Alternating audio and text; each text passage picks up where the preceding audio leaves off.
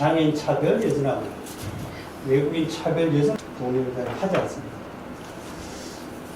이제 그런 맥락에서 전 우리 한국 사회에 민주주의에 대한 어떤 맹목적인 예찬, 신앙적 숭배 같은 게 있는 것 같습니다. 그때 시장에 대해서는 경제학자들이 시장이 좋다 나쁘다 디베이트 굉장히 많은데 민주주의라고 하는 제도에 대해서는 일종의 성격화되어 있습니다. 아무도 그건 건드리지 않습니다. 한국의 민주주의는 마치 조선시대 주자학 같은 혹은 인도 그 힌두교에서 숭배하는 그 세이크리드 카우, 성우 같은 아무도 그 손을 대지 못하는, 비판하지 못하는 어떤 그런 그 성역화되어 있는, 금기시되어 있는 그런 영역이 전 한국의 민주주의 그 담론이라고 생각을 하고요. 하지만 냉정히 얘기하자면 민주주의라고 하는 것도 역사적으로 명멸하는 사회 제도의 하나이고요. 민주주의라고 하는 것도 특정한 사회적 조건 하에서만 지속 가능한 사회제도라고 하는 사실을 저희가 좀 더 명확히 인지할 필요가 있다고 저는 생각합니다. 아마 전 세계 한국 사람처럼 민주주의 때문에 이렇게 힘들어하고 괴로워하는 사람이 있을까? 저는 그런 생각을 합니다. 예컨대 민주주의 관련 국제기구에서 한국 민주주의가 42에서 44위로 실패를 했다.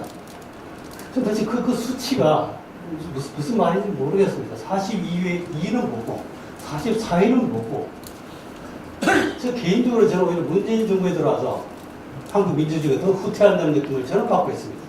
그럼 제 주장을 어떻게 평가할 것이냐 라고 하는 것이죠.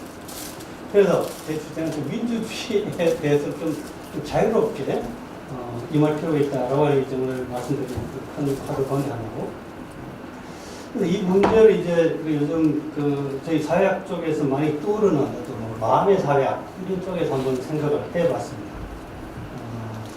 사실 이제 그 사회학자들이 마음의 문제를 다루는 것은 꼭 마음이라는 단어를 쓰지 않더라도 집합의식인 에소스에 해서 드레겐, 베이버, 푸코 쭉쭉 써왔던 개념이지만 최근에 좀 마음에 대한 어떤 재조명, 재발견 같은 게 이루어지고 있는 것 같습니다. 그래서 저는 좀 마음의 습관, 마음의 사회학이라는 견지에서 한국 민주주의 문제를 좀 생각을 해보고, 근데 이럴 때 마음의 사회학이 성립되기 위한 조건이 첫 번째, 마음은 개인적인 게 아니라 마음은 사회적이다. 마음은 전달이 된다. 전념이 된다. 공유가 된다. 그리고 두 번째, 마음은 역사적이다. 한 번 존재했던 마음은 쉽게 사라지는 것이 아니라 감정과는 달리 그저 장기 지속을 한다. 그런 의미에서 마음의 어떤 사회적인 측면, 마음의 역사적인 측면을 합쳐서 이제 마음의 사회학이 설 수 있는 입지가 마련되는 것 같고, 그래서 사회학 쪽에서는 아까 그분 발표에도 나왔지만 토크빌이라고 하는 사람이 미국 민주주의를 얘기하면서 미국의 크게 마음의 습속이 있다. 포클로우라는 단어를 쓰고, 알렉스 토크빌 이후에 170년이 지나서 1985년에 미국의 저명한 사회학자 doktor 벨라라고 하는 사람이 여전히 토크빌이 발견했던 미국인의 마음의 습속, 그건 여전히 남아있다. 미국 사회에. 그런 얘기를 한 적이 있습니다. 그러니까 미국의 어떤 마음의 습속이 미국의 민주주의를 계속 작동하게 만드는가. 토크빌 혹은 벨라 얘기는 공통적으로 하는 얘기는 첫 번째 개인주의죠. 개인주의. 두 번째는 공화주의. 이 두 가지 마음의 습관이 미국 민주주의의 백본이라고 얘기를 하는 것 같습니다. 사실 이제 그 핵심으로 들어가면 공통점은 미국의 민주주의를 버텨내는 핵심적인 것은 인디펜던트하고 독립적이고, 그 다음에 셀프 릴라이언트한 독립적이고 자립적인 개인, 이게 사실은 민주주의의 어떤 핵심이라고 하는 자유롭고 평등한 개인이 자발적으로 만들어내는 사회공동체죠.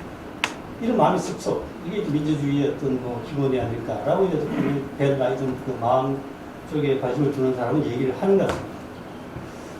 그런데 이런 민주주의의 마음은 제가 보기에 서구 문명이 만들어낸 마음 같습니다. 첫 번째는, 그러니까 왜 서구에서만 자유롭고 평등한 개인이 출현하게 됐는가? 아마 첫 번째는 역시 기독교 문명이라고 저는 생각합니다. 아마 11세기 전후에서 정말 신 앞에서는 모든 사람이 철저평등하다. 현실은 난 왕이고 저 사람은 귀족이고 저 사람은 노예이지만 우리가 최종 심판받을 때는 신하고 독대를 한다.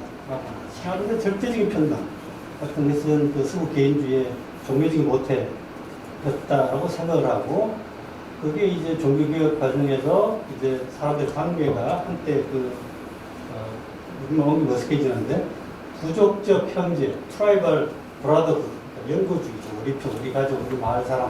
그래서 유니버설 어더후드. 하고는 친구관계 없지만 보편적인 애가 발전하는 이제 그런 걸 성수기도 물론 이제 그게 보완해서 아까 말씀하신 뭐 자본주의 시장 경제가 다 이제 배경으로 작동하게 되는 것입니다.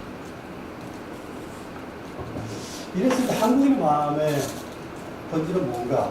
그래서 이제 원형과 뭐 변형 혹은 진화 이렇게 두 가지로 나눠서 한번 생각을 해봤는데 원형에 관해서는 잘 아시는 이제 뭐 일본의 그 풍토 연구하시는 그 와스지 데스로라는 사람 잘 아시는 이분만이 아니라 이제 보통 인간은 궁극적으로 풍토적 존재다, 지적 존재다, 타고난 기후, 자연 조건, 환경으로부터 그렇게 자유롭지 못하다 뭐 이런 얘기를 하고 한국에서는 옛날에 한양대학교 수학과에 계신 김원영 선생님이 이제 좀 이런 연구, 한국인의 많은 원형 연구를 하셔서 그 두 말씀 좀 종합을 하면 뭐 당연히 한국이 이제 몬순형 기후였고 다만 몬순형 기후였지만 중국, 일본에 비해서 자세한 내용들 책에 썼지만 중국의 일본에 비해서 한국의 경우에는 농경 생활하기 비교적 우호적인 자연 환경이었다. 그러니까 큰 자연 피해가 없었다. 태풍, 지진. 그래서 비교적 일찍부터 설마라고 하는 그런 생각이 우리 마음속에 내재가 되어 있었고 재난에 대한 대비, 두려움 같은 게 적었고 심지어 전쟁에 대해서 설마라고 하는 그런 게 우리 DNA 속에 내면화되어 있었다. 그러니까 지금도 뭐 북한의 한국 행보장을 해도 또 설마 하는 거죠. 그래서 첫 번째 설마주의라는 게 있고 두 번째는 그러니까 한국인의 마음 원형이 두 번째는 인내천이라고 해서 내가 하늘이다. 내가 주인이다. 보통 사람이 세상을 바꿀 수 있다. 아시고 말씀드리겠지만 이게 우리가 촛불 시위대 전면에 나섰던 대한민국은 민주공화국이다. 라고 하는 발상의 한국적 근거는 인내천 사상이라고 저는 생각합니다. 또 하나는 신바람이죠, 신바람. 제도보다는 그냥 분위기, 기분, 풍류에 의해서 이게 사회 변동을 리드하거나 적응하거나 그런 신바람. 또 하나는 우리의 삶이 마을이라든가 동네를 중심으로 혹은 가문을 중심으로 영위됐던 그래서 비롯되는 패거리 문화. 그래서 단어를 정리하자면 설마, 인내천, 신바람, 패거리 아마 이런 게 한국인의 마음속에 원형으로 자리 잡고 있다가 이게 이제 식민지가 되고 전쟁을 치르고 근대화하는 과정에서 한국인의 마음이 다소 진화 내지 변형을 하는데 요즘 이런 쪽에 좀 연구하시는 분이 흥미롭게도 정말 국제정치 하시는 분들 예를 들어 서울대 최정훈 교수 아니면 아산정책연구원 함재범 교수 이런 분이 이제 국제정치의 끝도 이제 이쪽으로 가는 거라고 하는 느낌을 봤는데 어쨌든 이분 얘기는 우리가 아까 말씀드린 뭐 식민지 그 다음에 전쟁 근대화 과정에서 한국인의 마음이 점점 투쟁적이 됐고 점점 영웅 배망적이 됐고 반지성주의적이 됐고 힘을 추구하는 그런 이제 마음이 됐다라고 하는 것이 뭐 최정훈 선생님 주의 이제 한국인의 마음의 변형이고 그 다음에 87년도 민주화 이후에 한국의 마음이 다시 한번 커다란 변형 혹은 진화를 하는데 송호건 선생은 87년 이후에 한국인의 마음에 커다란 변화가 평등주의 정서 아주 심하게 됐고 그 다음에 IMF 이후에 한국인의 마음에 결정타를 끼친 키워드는 소위 김홍준 교수 말이 하는 각자 도생의 마음 세상 아무도 날 도와주지 않아 내 인생 내가 살아야 돼 라고 하는 그런 큰 틀에서 한국인의 마음을 원형과 어떤 뭐 변형, 진화의 관점에서 이제 생각을 해본 게 제 책의 이제 내용에 들어가 있거든요. 그런 한국인의 마음을 읽을 수 있는 뭐 단초가 뭐가 있을까 그러다가 제가 좀 관심 갖고 있는 뭐 공간의 문제 관련해서 아파트하고 이제 광장을 좀 대비를 해본 게 제 책의 그 다음 주제가 되겠습니다. 제가 왜 아파트에 주목을 하냐면 전 아파트라고 하는 것이 한국 사회에서 개인의 탄생, 이게 저는 지대한 기여를 했다고 생각합니다. 요즘 학생들은 제가 수업할 때 세방살이 설명을 하면 전혀 이해를 못하는데 옛날 세방살이 할 때 보면 세방살이 그 세입자가 가령 뭐 주인보다 화장실을 어디 갔어도 안 되고 세방살의 주제 내가 주인집에 공부를 잘 했어도 안 되고 고기를 자주 구워 먹어서도 안 되고 그런데 비해서 어떤 한국 사람이 벽으로 차단된 가족만의 공간을 갖게 됐다. 가족이 구성원들도 각자만의 방, 각자만의 침대를 갖게 됐다. 라고 하는 것은 공간적인 차원에서 프라이버시 확보라는 측면에서 아파트가 가지는 개인의 탄생에 관련된 의미는 아무리 강조해도 지나치지 않다. 라고 생각합니다. 이 서양 사람들이 왜 한국에서 80년 폭발적으로 아파트 늘어났을까? 제가 보기에는 프라이버시에 대한 열망이라고 생각합니다. 그런 맥락에서 하나 더 예를 들면 한국에서 왜 이렇게 마이카가 갑자기 늘어났을까? 그것도 역시 사적 공간에 대한 역사적인 갈망의 발로라고 저는 생각합니다. 또 하나 아파트가 개인의 탄생에 미친 영향은 역시 사적 재산, 자기 재산을 갖게 됐다. 그 다음에 아파트 하나부터 추가를 드리면 아파트는 사실은 양성 평등에 끼친 공은 사실 대단한 거죠. 제가 어렸을 때만 해도 집사람, 안 사람, 집을 누군가는 지켜야 되니까 집을 제가 뭐 할머니, 어머니, 며느리가 집을 봤다면 지금 전 여성 노동력이 이렇게 풀어진 거는 아파트라는 주택 형태가 결정적이라고 저는 생각합니다. 그런 점에서 아파트는 개인의 탄생을 가져왔지만 최근에 본 광장은 개인의 탄생 이후에 시민의 탄생이 아니라 시민의 미생을 알려주는 그런 공간으로 저는 읽고 있습니다.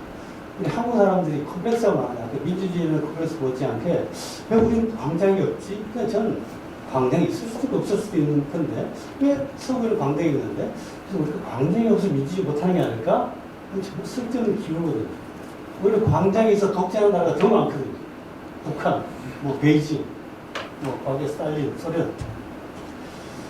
그런 점에서 좀 짧게 드리면 전 광화문 광장을 민주주의를 발생시킨 혹은 민주주의에 덧받친 광장으로서는 독해하지 않고 저는 광화문 광장은 광화문 극장으로 읽고 있습니다. 그건 그대로 히어터였다. 그런 생각합니다.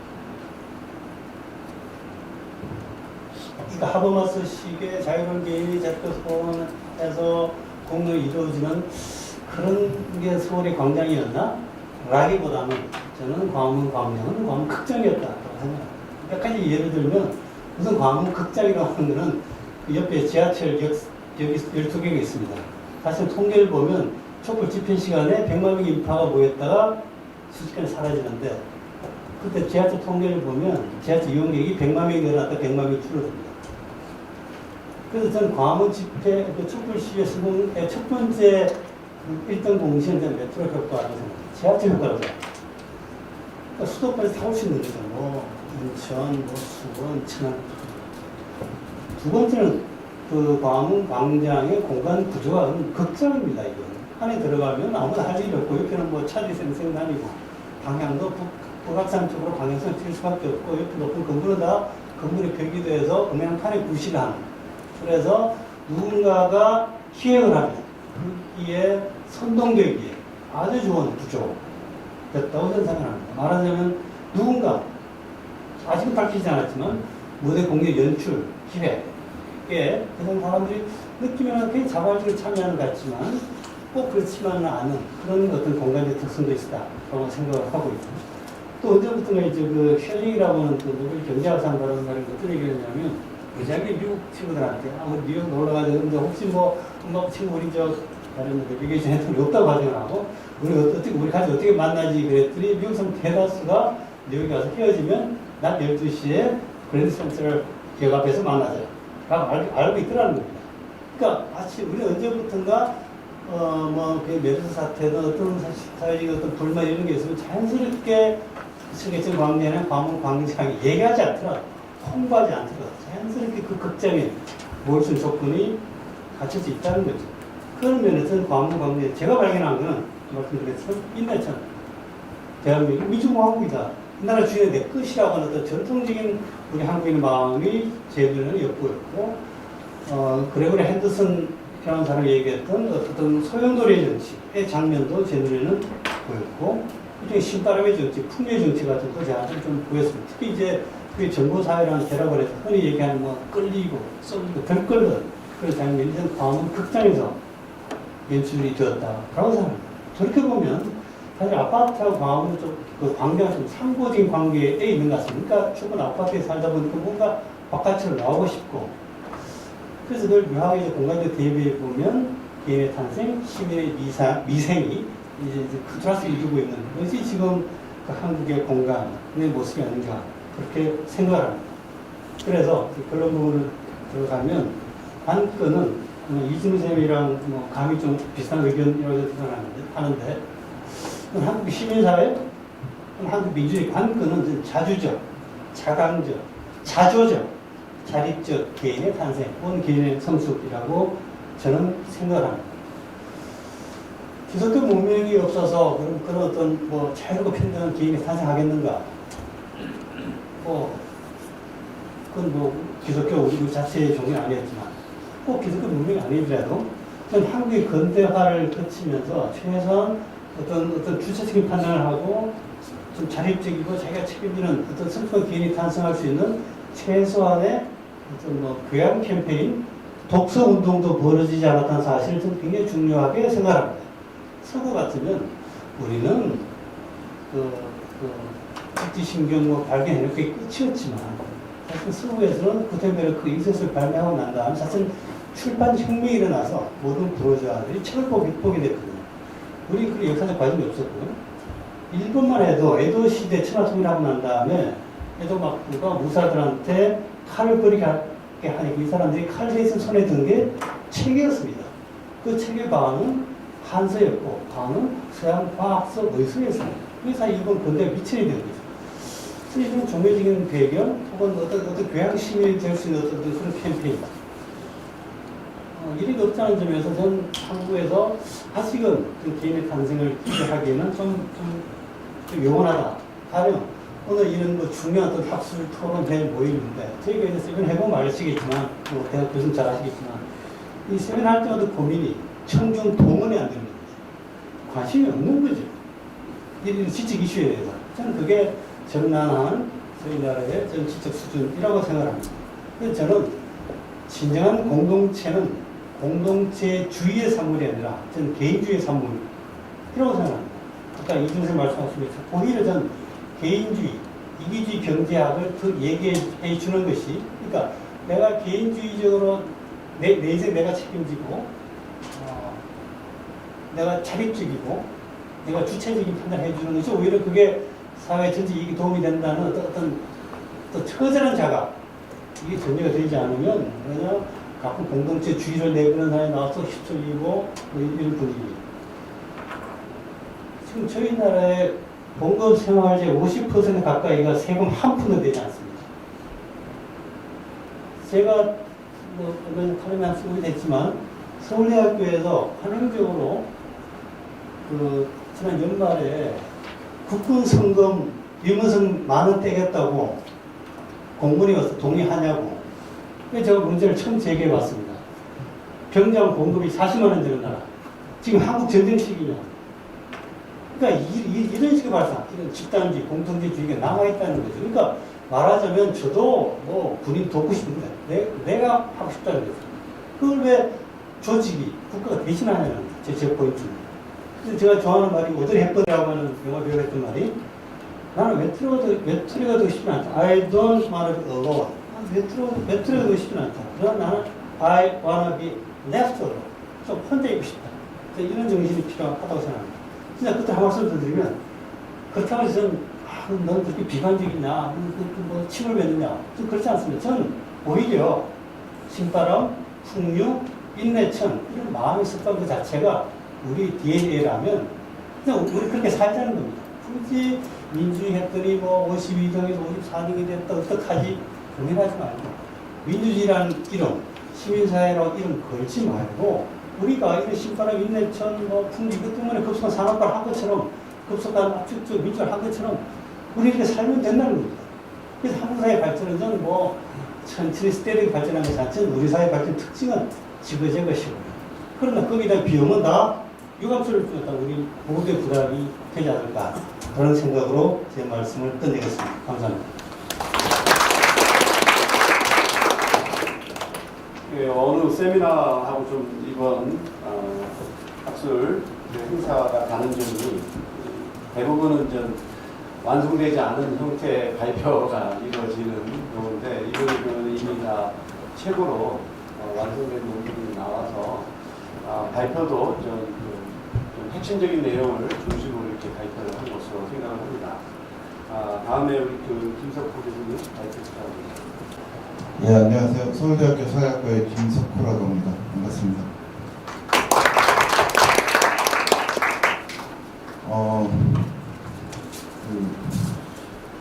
오늘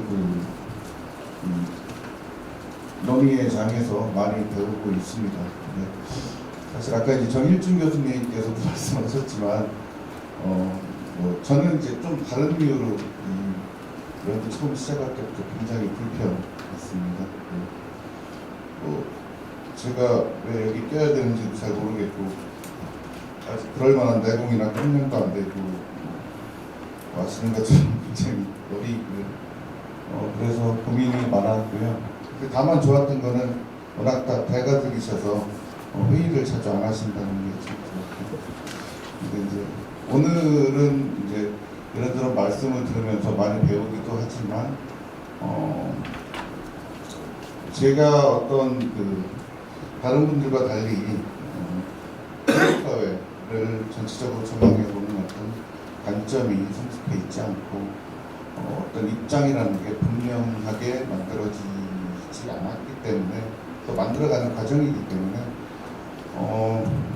어떻게 발표할까도 사실 많이 고민이 되는 자리였습니다. 하지만 제 소식껏 제가 연구한 내용과 결과를 말씀드리도록 하겠습니다. 아까 좀 전에 말씀드린 것처럼 제가 좀 아직 부족해서 제가 이제 택한 전략 중에 하나는 주제를 좁히는 거였습니다. 그러니까 시민사회 전체를 아우르기보다는 한 놈만 패자, 그러니까 시민성만 가지고 얘기하자라는 거였고요. 그리고 이제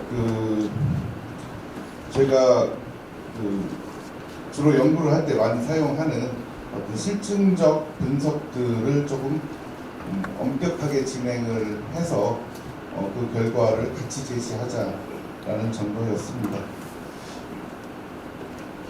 그래서 제 연구는 이렇게 6가지 부분으로 구성되어 있고요. 첫 번째 챕터에서는 지금 여러 선생님들께서 이제 말씀해 주신 것처럼 한국의 어떤 시민사회와 그리고 요즘에 이제 많이 얘기되고 있는 시민성이라는 게 과연 우리에게 있는가 또는 필요한가 등에 대해서 이제 간단한 문제 제기를 하고요. 그런 다음에 이 시민성이라는 개념이 가지고 있는 어떤 복합성과 다의성, 그리고 이 시민성이라는 개념이 어느 하나로 정형화되어 있지 않고 시대적 상황과 조건에 따라서 변한다라는 점을 강조해드리겠습니다. 그리고 이 세 번째 절에서는 지난 촛불 시위, 촛불 혁명을 이제 얘기하면서 과연 이 촛불 혁명이 한국의 시민사회의 시민성으로부터 발현했었던가에 대한 문제 제기를 하고 있습니다. 그러면서 이제 그 다음으로 만약에 그런 어떤 민주주의 정치에 있어서의 어떤 성취가 시민성으로부터 근거한 게 아니라면, 그렇다면 우리는 왜 자꾸 시민성에 대해서, 사실 제가 학생일 때부터 계속 시민성 얘기 들었거든요. 근데 이제 그게 20년 전인데 지금도 이제 시민성 논의를 하는 거 보면 우리의 어떤 습성이라는 게 시민성과 잘 맞지 않는 부분이 있는 게 아닌가, 훨씬 더 시민성을 형성하는데 어려운 게 아닌가, 또는 지금 시민성 형성을 질타하는 것 자체가, 아까도 이제 이순우 교수님께서 압축적 민주화 말씀하셨지만 욕심 아닌가, 여기에서도 한강의 기적을 우리가 바라고 있는 건 아닌가 하는 말씀 이제 확인해 보고자 하고요. 그리고 이제 결론 부분에서는 이 시민성과 관련된 어떤 몇 가지 오해들에 대해서 간단하게 이제 말씀을 드리고자 합니다. 먼저 첫 번째로요. 사실 한국의 시민사회는 양적으로나 질적으로 급격하게 성장을 했습니다. 그런데 이제 시민사회, 우리가 많이 얘기하지만 정말 모호한 개념입니다. 모호한 개념이고 시민사회에 뭘 넣고 뭘 빼야 될지에 대한 어떤 철학적이고 사회과학적인 어떤 정의가 딱 완성이 되어 있는 게 아니고 계속 변하고 있고 아직도 논쟁적인 지점에 있다라는 걸 말씀드리고요. 그런 상황에서 봤을 때 우리가 그러면 이 한국의 시민사회의 어떤 변화나 발전을 진보를 어떻게 볼 것인가? 여러 가지 이제 방식이 있겠죠. 그 중에 하나가 이 비영리 단체, 민간 단체 수가 당장 한 15년 정도의 타임스팬만 봐도 5배 이상 증가했다라든가, 그리고 우리가 실제로 일반적인 서베이, 그러니까 대표성 있는 서베이가 이제 한 1990년대 이후부터 진행된 것들을 보면 우리가 이제 생활 세계에서 어떤 단체나 모임을 통해서 자신들의 어떤 가치나 생각들을 추구하는 그런 어떤 단체 참여가 확실히 많이 증가했다 정도로 알 수 있을 것 같고요.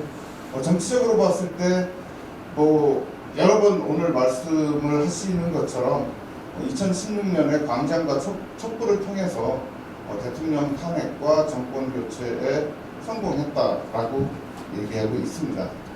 그럼에도 불구하고 시민성의 측면에서 봤을 때 시민사회는 좋아진 것인가, 성장했는가에 대해서 이제 여러 가지 의문들이 있습니다. 그 대표적인 의문들이 아까 이제 전상인 선생님은 약간 경험연구원 입장에서는 민주주의의 질이 44위에서 42위로 된 게 무슨 의미가 있느냐, 사실 해석하기는 쉽지 않습니다. 그러나 이 민주주의의 질이라는 게 측정하는 입장에서 보면 굉장히 다차원적이고 양적이고 정성적인 것들을 같이 포괄해서 나름 체계적으로 평가를 다차원적으로 하기 때문에 실제로 민주주의의 질을 평가하려는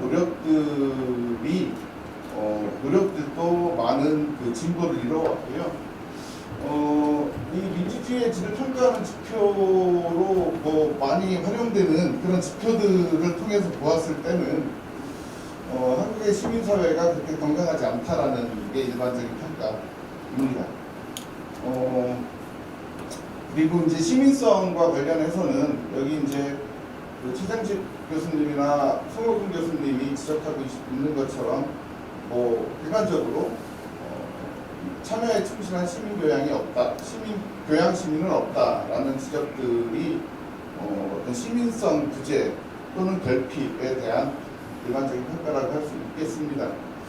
제가 보기에 한국의 시민사회는 실제로 그러니까 이건 이제 경험적인 연구 결과를 가지고만 말씀을 드리면 전문가 또는 엘리트 중심적인 건 맞습니다. 왜냐하면 이 13,000여 개 비영리 민간단체뿐만 아니라 우리가 이제 거기에 등록되지 않는 이런 시민단체들의 어떤 구성들을 보면 실제로 어떤 총회라는 게 아주 형식적이고, 그리고 그 운영 자체가 어떤 시민들의 어떤 자발적인 참여나 회비, 납부에 의해서 이루어지는 게 아니고 대개 이제 정부와 기업의 이제 지원을 받게 되어 있습니다. 그래서 지난 30여 년 동안 한국의 시민사회, 사실은 시민단체가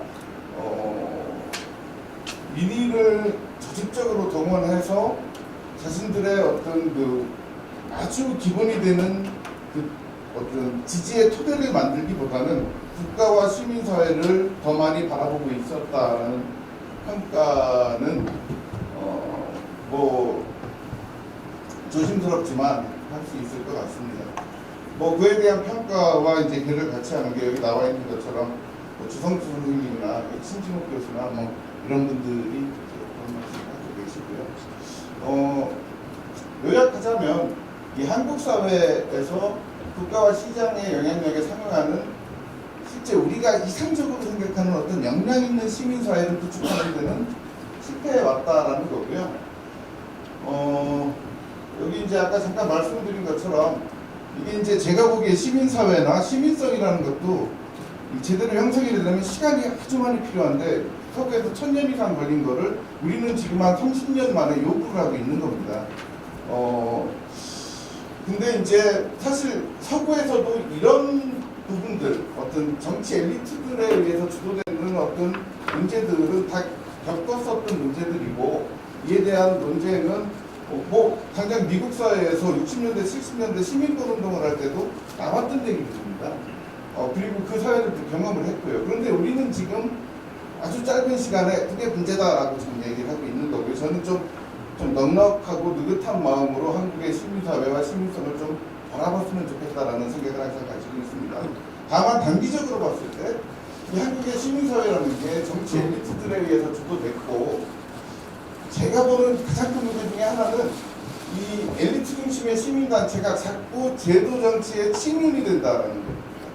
그러니까 실제로 이게 동유럽에서 많이 발생했던, 동유럽 민주화 과정에서 많이 발생했던 문제이긴 한데, 시민사회가 시민운동을 통해서 어떤 문제들을 해결하기 위해서 노력하고, 그 성과로 우리의 삶의 질이나 정치의 질이 좋아지겠죠. 민주주의의 질이 좋아지겠죠. 그런데 이제 거기에 권력까지 잡고 실제로 국가를 운영하는 그런 경험들, 그걸 이제 여러 국가들의, 동유럽 국가들에서 이제 우리가 경험을 이제 봤는데, 사실은 한국 사회도 이 시민사회와 정치사회, 권력과의 어떤 적절한 균형이 이루어지지 못한 게 저는 좀 문제가 아닌가라는 생각이 들고요. 그 결과 시민사회가 이 시민들의 생활 속으로 파고들어서 국가와 시장을 견제하기보다는 이 국가와 시장과 함께 일하는, 또는 스스로 국가가 되는 일들을 반복해 왔다라는 거고요. 그 과정에서 사실 저는 제가 그 시민성을 공부하는 입장에서 이제 가장 화가 나는 것 중에 하나가, 이 시민성을 어떤 민주주의와 어떤 시민사회의 어떤 민주주의의 질적 향상을 위한 어떤 그 하나의 어떤 부분으로 보지 않고 그냥 시민의식 함양하고 법과 질서 잘 지키고, 그러다 보니까 시민성은 뭔가 굉장히 수동적이고 대상화된 시민들을 가정하고 있다라는 잘못 오해들이라고 할 수 있습니다. 근데 사실 그런 어떤 오해들을 많은 분들이 하고 있는 게 아닌가라는 생각이 들고요. 그러다 보니까 시민은 시민사회 내부의 공론장에서도 배제되는 경향이 좀 있고, 시민적 덕목을 함양하는 시민교육이나 교양교육의 수강생 정도로 대상화되는 일들이 계속 반복되고 있다. 우리가 아까 이제 개인에 대해서 말씀하셨지만, 그 개인이 이제 정말 자발적이고 적극적이고 참여적인 개인으로 나갔을 때 이 시민성의 완성이라는 거고, 시민성은 그냥 의식적 차원이나 심리적 차원에만 머무르는 게 아니라 태도와 의식, 가치, 그리고 실천을 할 수 있는 자질까지도 포함을 한다라는 것을 알아주셨으면 합니다. 그리고 또 하나 이제 말씀드리고 싶은 게, 사실 이 권력과의 투쟁을 통해서 시민사회가 성장을 하고 엘리트들이 전문성을 갖추기도 하고 역량을 많이 발전시켰는데, 과연 그게 일반 시민들한테 확산이 됐느냐에 대해서는 좀 의문을 가지고 있습니다. 이건 이제 아까 말씀드렸으니까 넘어가고요. 그래서 이제 그냥 시민성이라고 했을 때는 말 그대로 시민성은 라틴어 치비타스에서 유래하고, 이는 도시 안에서의 시민이 가져야 할 자질과 속성을 의미한다라고 얘기를 합니다. 굉장히 모호합니다. 그리고 이 시민과 구분도 잘 안 되고요. 시민적 덕목, 시민권, 시민됨, 이게 이제 시그니스, 시리즌십, 등등등에서 여러 가지 개념들이 있는데 잘 구분이 안 됩니다. 구분이 안 되는데, 그러다 보니까 이 시민성 개념에 대해서 이런 내용들은 넘어가겠습니다. 왜냐하면 우리가 아까 선생님들께서 많이 하셨으니까요. 한국에서 왜 시민이 부재했는가 등에 대한 논의를 갖고 있으니까 넘어가고요. 이 시민성 개념에 대해서 굉장히 어떤 특정 부분에 대한, 아까 이제 제가 시민의식이라고 말씀드린 것처럼 어떤 특정 측면에 대해서 과장하거나 왜곡하는, 결과적으로 왜곡일 수도 있고요. 특정 어떤 양상을 과장하는 그런 경향들이 존재를 합니다. 하지만 제가 이제 말씀드리고 싶은 거는, 그리고 이제 이 서구 학자들한테서도 이제 그런 어떤 시민성의 다의성과 복합성, 어떤 개념적 복합성은 이제 나타나는데 여기 이제 아까 바거나 왈자나 핑리카나 뭐 이런 사람들이 얘기하는 시민성들이 그 내용이나 대상이나 지향하는 바가 다 다릅니다. 근데 이제 저도 이제 그러면서 이게 이런 상황에서 우리가 보통 시민성을 어떻게 정의하는 게 맞는가라고 좀 고민이 좀 들었고요. 근데 이제 시민성과 관련된 여러 가지 이제 문헌이나 연구들을 보면 보통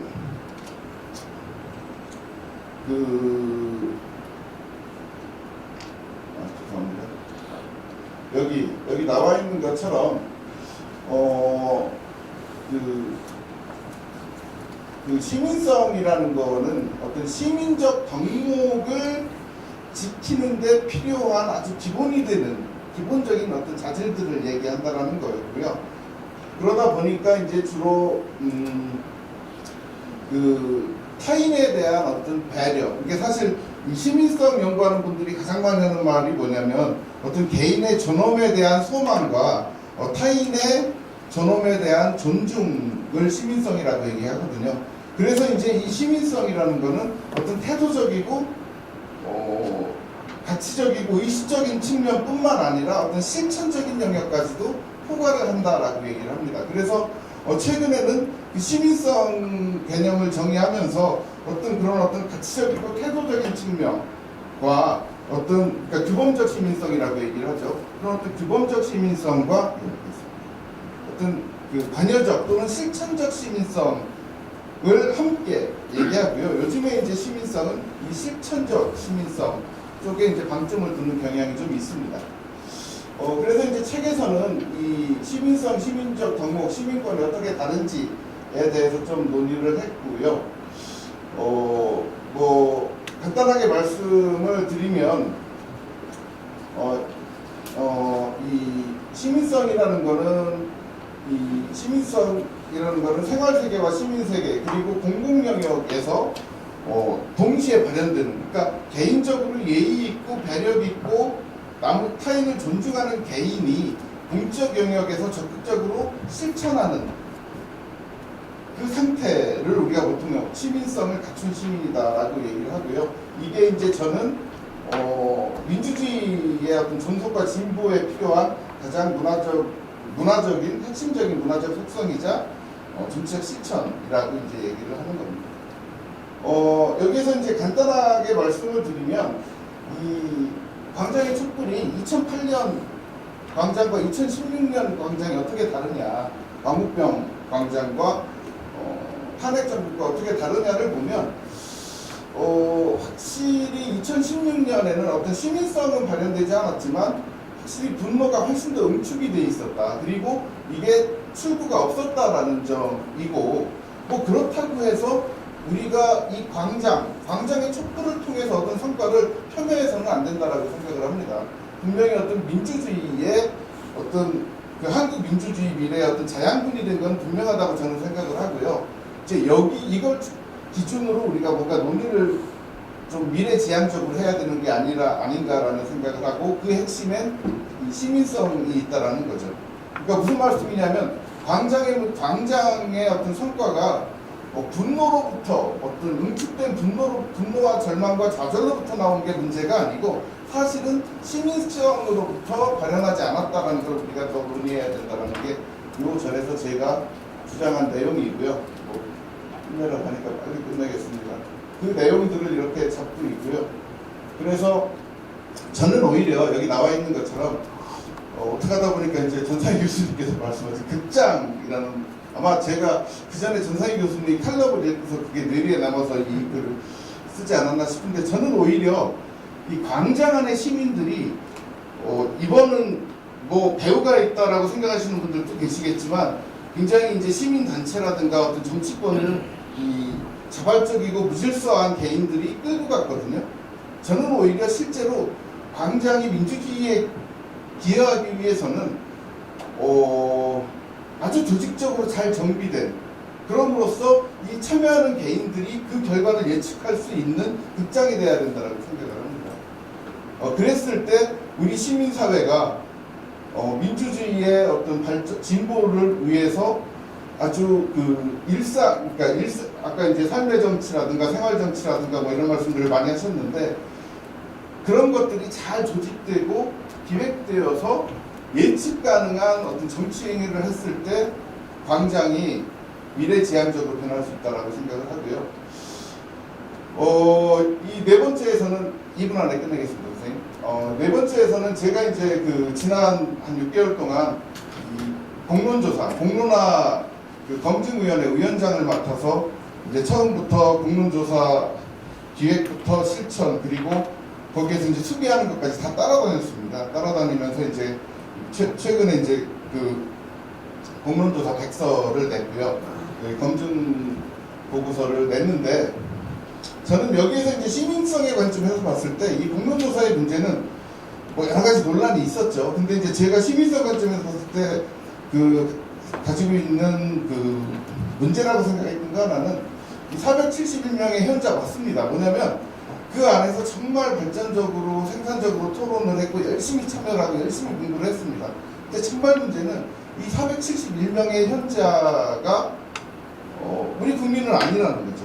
어떤 특정한 조건에서 뭐 85만 원을 받으면서 2박 3일 동안 뭔가 결정을 하기 위해서 열심히 노력하는 시민들, 실제로 그런 시민들이 우리 일상에서 많이 발견될 수 있을 때 이 수기민주주의 또는 참여민주주의가 이 대의민주주의가 가지고 있는 한계를 보완할 수 있는 게 아닌가라는 생각을 이번 참여를 통해서 공론화위원회 경험을 통해서 알 수 있었고요. 근데 이제 뭐 많이 알려진 통계니까 이것만 말씀드리겠습니다. 실제로 한국에서 이 시민성이 잘 받을 수밖에 없는 이유가 뭘까?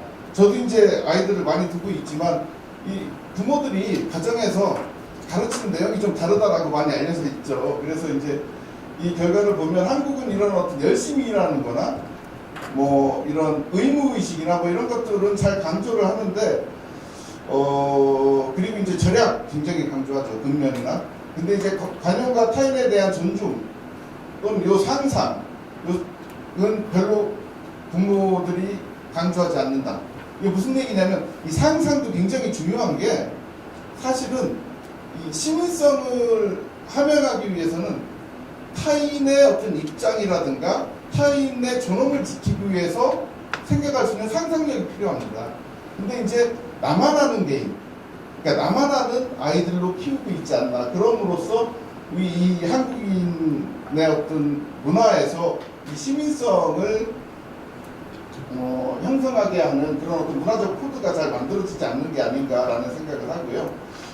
그러면서 이제 한국인의 습성과 관련된 내용들을 쭉 정리를 했습니다. 그래서 이제 여기 최재석 선생님부터 최재석의 어떤 체면과 염치의 문화, 인격윤리, 장윤식 선생님의 인격윤리, 그리고 한국인의 습성과 관련해서 김경동 선생님이나 최근에 이제 정수국 선생님의 문화적 문법에서 나타난 전형적인 한국인의 습성과 관련된 그 특성들이 이 시민성이 한국에서 자라나지 않는 이유와 연결이 된다라는 점을 주장을 했고요. 그 내용은 이제 책에 나와 있습니다. 그 중에 하나가 이제 뭐 이 집합주의와 패거리 문화의 교묘한 공존이 우리 안에 있고, 그게 이 타인에 대한 존중과 공적 영역에서 타인에 대한 배려 그리고 이제 적극적 참여를 막는다. 뭐 그런 얘기들을 했고요. 하나 이제 말씀드리자면 이런 문화들이 결국에는 아까 이제 이준우 교수님 말씀하신 것처럼 권리를 강조하는 개인들이 득세하는 세상이 된다라는 얘기를 이제 드렸습니다. 그러니까 의무와 권리의 균형이 아니라요. 그래서 이제 간단하게 이제 그거를 분석을 통해 살펴봤는데요. 요거는 보통 신뢰의 반경 범위라는 겁니다. 그래서 보면 이 한국인들은 이 가족과 지인은 굉장히 신뢰하는데 이 낯선 사람에 대해서는 신뢰하지 않는다. 아직 신뢰 수준으로 봤을 때 우리 안에 갇혀 있다라는 것을 보여줄 수 있고요. 요거는 이제 OECD가 발표한 이 관용의 국제 비교 중에 하나인데 OECD 평균 아래에 한국이 있다라는 거고요. 예, 알겠습니다. 이 시민성 유형을 제가 이제 6개 근황을 가지고 이 잠재 계층 분석이라는 게 이제 저희 쪽에 있어요. 그래서 이제 그걸 조금 좀 복잡한 통계 분석을 해 보니까 권리 추구형이 제일 많고요. 권리 의무 시민성은 한 이 권리 추구형의 한 반 정도밖에 되지 않는다라는 거지. 그리고 사실 그러니까 우리가 원하는 시민형은 한 20%도 안 된다라는 거를 기억해 주셨으면 좋겠고요. 이게 연령별로 봤을 때는 오히려 젊은 세대에 권리 추구형이 많다라는 말씀을 드리고자 했고요. 60대 이상은 좀 수능형, 그러니까 그 사회적으로 무관심한 형이나 의무 추구형이 좀 오히려 상대적으로 많습니다. 그리고 이제 정치 참여 유형을 이제 참여적 시민성의 관점에서 보니까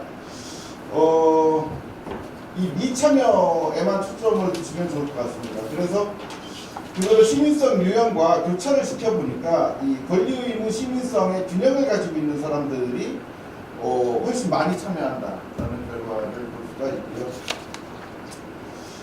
결론적으로 몇 가지만 말씀을 드리겠습니다. 아까 이제 분노로 만든 정치적 성과와 시민성이 만든 민주주의는 다르지만 그래서 이제 우리가 시민성 함양을 위해서 노력해야 되지만 그렇다고 촛불의 성과가 파멸돼서는 안 된다라는 말씀을 좀 드리고 싶고요. 뭐 시민 교육 얘기를 좀 드렸어요. 왜냐하면 이 구청이랑 시민단체랑 여러 공공기관에서 이 하향식 시민교육 프로그램들이 굉장히 많거든요. 근데 공부와 지식 습득을 통해서 시민성은 함양되지 않는다라는 말씀을 드렸고, 그럴 바에야 동네에 좀 텃밭이라도 만들어서 사람들이 많이 어울릴 수 있는 공간을 더 확충하는 게 낫겠다라는 생각을 했고요. 준법과 질서 유지, 시민의식을 시민성과 혼동하지 말자라는 말씀을 드리고 싶고요. 그리고 이제 마지막으로는 요거는 이제 미국의 니나 엘리아소비라고 이 시민성 연구하는 사람이 매일 하는 얘기인데, 한국 사회처럼 이 갈등의 피경향이 문화적 습성으로 자리 잡고 있는 사회에서는 좀 무례한 것도 시민성 함양에 도움이 된다. 무슨 말씀이냐면 후보벌자라든가 뭔가 무례함을 통해서 무례하게 보이지만 뭔가 이게 문제다라고 자유롭게 지적할 수 있는 개방된 문화, 그게 사실은 공론장이거든요. 평등한 상태에서 논의할 수 있는 공론장이라는 것은 이런 무례함으로부터 나온다라는 것을 좀 아셨으면 좋겠다라는 걸로 글을 내렸습니다. 네, 감사합니다. 고려대 사대 신정환입니다. 네. 아마 이제 선생님들께서는 이제 제가 굉장히 낯설 것 같아요. 그리고 이제 공부 마치고 이제 학교로 와서 시작한 지 얼마가 안 됐고, 그리고 아까 김성곤 선생님 잠깐 말씀하셨는데 여기서 어떻게 발표를 하고 있지 이런 말씀하셨는데, 저는 여기서 이렇게 토론을 하고 있지 이런 생각을 했습니다. 그런데 지금 보니까 청중들 중에서 대학원생들도 좀 덕지가 있고 해서 나름 지금 그 선생님들께서 중요한 말씀을 하신 것을 제 나름대로 좀 한번 좀 정리를 하면서 그 가운데에서 제가 조금 더 고민하게 되는 지적들을 몇 가지 좀 말씀을 드리려고 합니다. 능력 있는 토론자는 그냥 합쳐서 이렇게 다 얘기를 할 것 같은데, 일단 그 스크립트에 맞춰서 좀 얘기를 하도록 하겠습니다. 전상인 교수님 글은 저의 이제 개인적 관심사에 맞춰서 제가 좀 이해를 했던 것 같은데요. 이렇게 이해했던 것 같습니다. 한국의 민주주의의 허와실의 얘기를 개인 혹은 개인성의 허와실의 얘기로 읽을 수 있겠구나라는 생각을 했고요. 그래서 이제 그 논의의 끝에서는 결국에 우리 사회학에서 중요하게 논의하고 또 정치학에서도 중요하게 논의하는 사회적인 개인, 그 두 개가 항상 같이 가는 사회적 개인에 대한 갈구와 열망과 고민 뭐 이런 것들로 귀결되지 않나라고 생각했고요. 그 점에서 많은 선생님들과 저와 또 오버랩이 있다고 생각했습니다. 그래서 하나하나 짚어보면 먼저 이제 한국 민주주의의 허실에 대한 진단을 간극과 불일치에 대한 비판으로부터 시작을 하셨어요. 그래서 광장의 민주주의와 일상 민주주의 사이의 괴리, 그리고 큰 민주주의와 작은 민주주의 사이의 괴리, 그리고 또 다른 부분들을 보면 신념과 목표로서의 민주주의와 실천과 행동으로서의 민주주의 사이의 괴리, 격차 이런 것들에 대해서 이제 비판의 지점을 잡고 계시고요. 그 격차들에 대한 비판이 결국은 그러면 또 다른 비판으로 이어지는데 그 중 하나가 뭐냐면 민주주의라는 신념으로서의 민주주의가 한국에서 별로 그렇게 비판받지 않고 지금 자리 잡고 있다는 것에 대해서 말씀을 하고 계셨고요. 그리고 또 다른 한편은 간극의 또 하나 축인 이제 실천과 행동으로서의 민주주의에 대한 어떤 비판적 관점, 그 논의를 이제 펼쳐나가시기 위해서 마음이나 습관, 이제 그런 논의들을 좀 강조를 하셨던 것 같습니다.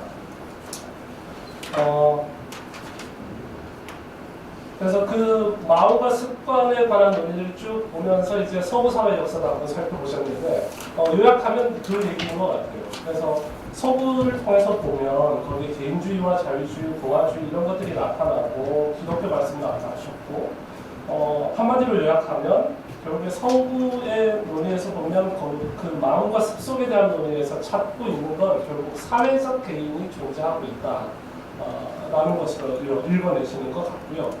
그렇다면 과연 한국의 과거와 현재에서 그러한 사회적 개인은 있는가 아니면 그 비슷한 모습은 어떤 것일까를 이제 고민을 하시면서 살펴보셨던 것 같아요.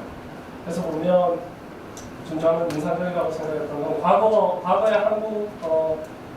한국인의 마음의 원형에 대해서 말씀을 하시면서 모래알이나 원자와당의 개인이다 이러한 그전의 연구 결과들을 이렇게 좀 받아들이시면서 그리고 또 그 이후에 근대화 과정에서 나타나는 몇 가지 변화들에 대해서도 이제 평가들을 하시는데요.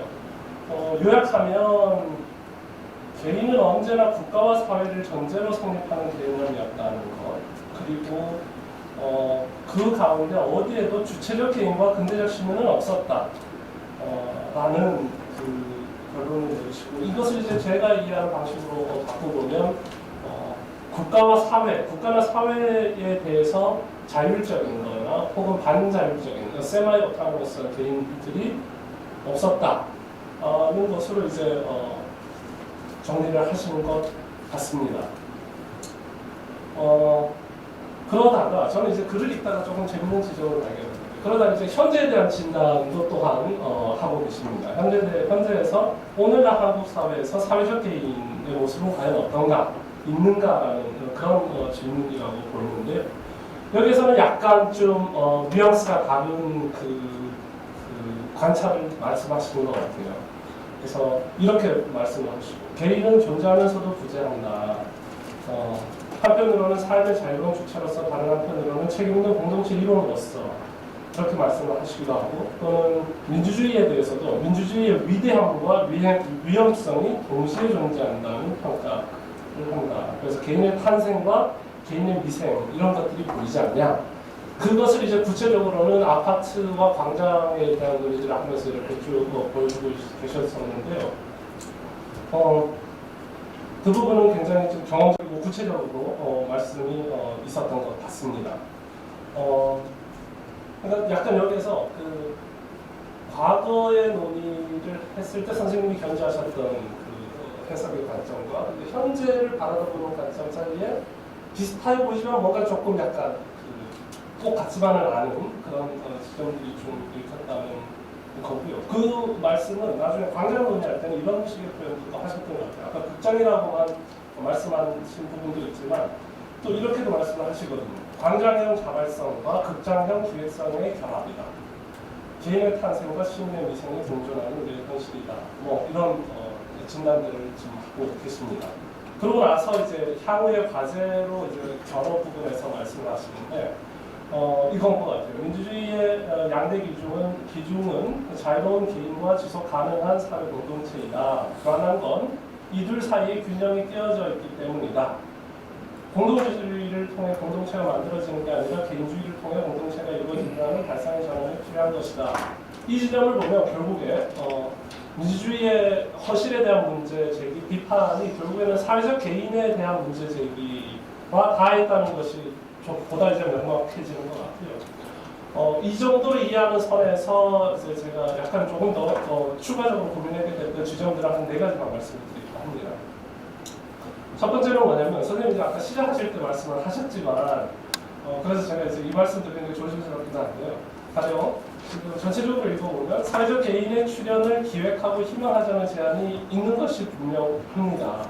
근데 한편으로는 선생님께서는 그게 과연 가능할지 깊은 걱정을 품고 계시는 건 아닌가 그런 그 생각을 갖게 됐고요. 어떤 지점에서 그런 걱정이 보이는지 그리고 그 걱정에 대해서 우리가 어떻게 답해야 되고 논해야 될지에 대해서 짚어보려고 합니다. 그것이 한 4가지 정도 될 것 같은데요. 첫 번째는 뭐냐면 처음에 그 민주주의 허실 비판을 시작하셨던 지점, 즉 그 간극과 차이에 대한 지점인데요. 그 아까 이제 그 김석구 선생님도 잠깐 언급하셨지만 신고리 원전 공론화위원회 같은 그런 또 케이스를 보자면 사실 신념과 실천 사이의 간극이라는 것이 거기에서는 상대적으로 좀 덜 보이는 듯하고 거기에서는 또 일치가 있는 것 같아 보이기도 하고 그 지점을 들여다보면 아직까지 민주주의라는 그 말에 대한 믿음이 유효할 수 있지도 않느냐라는 그런 생각을 좀 하게 됐습니다. 그것이 첫 번째고요. 두 번째는 이어지는 문제인데요. 신념과 실천의 불일치 그것이 불편하고 그렇지만 그것이 바로 새로운 일치의 가능성을 가져오는 건 아닐까라는 생각입니다. 물론 그 지점에 대해서 선생님 분명하게 말씀하고 계시는데 한 가지 알 수 없던 것은 그 가능성에 대해서는 서구에 대한 논의에서는 그 가능성이 열려 있는데 유독 한국사에 대한 논의를 하는 데 있어서는 그 부분에 대한 좀 어떤 그 관용적 시선이라고 해야 될까요? 그런 것들이 조금은 좀 인색하게 느껴졌다는 그런 느낌이었습니다. 그리고 지금 이제 제가 지금 해석한 그 약간의 그 한국 사회에 대해서는 조금 그런 것들을 허용하지 않는 듯한 인색함이라는 게 또 다른 지점들을 보면 특히 이제 오늘날 한국 사회에 대한 진단에서 보면 한국 사회에 대한 관용적 시선이 없지 않다는 것도 또 알게 되는 게 사실입니다. 그래서 굉장히 여러 가지가 섞여 있다는 것을 제가 알게 됐는데요. 그래서 그 관점에서 그런 그 관용적 시선을 조금 더 확장해서 한번 들여다본다. 혹은 그런 관점에서 제가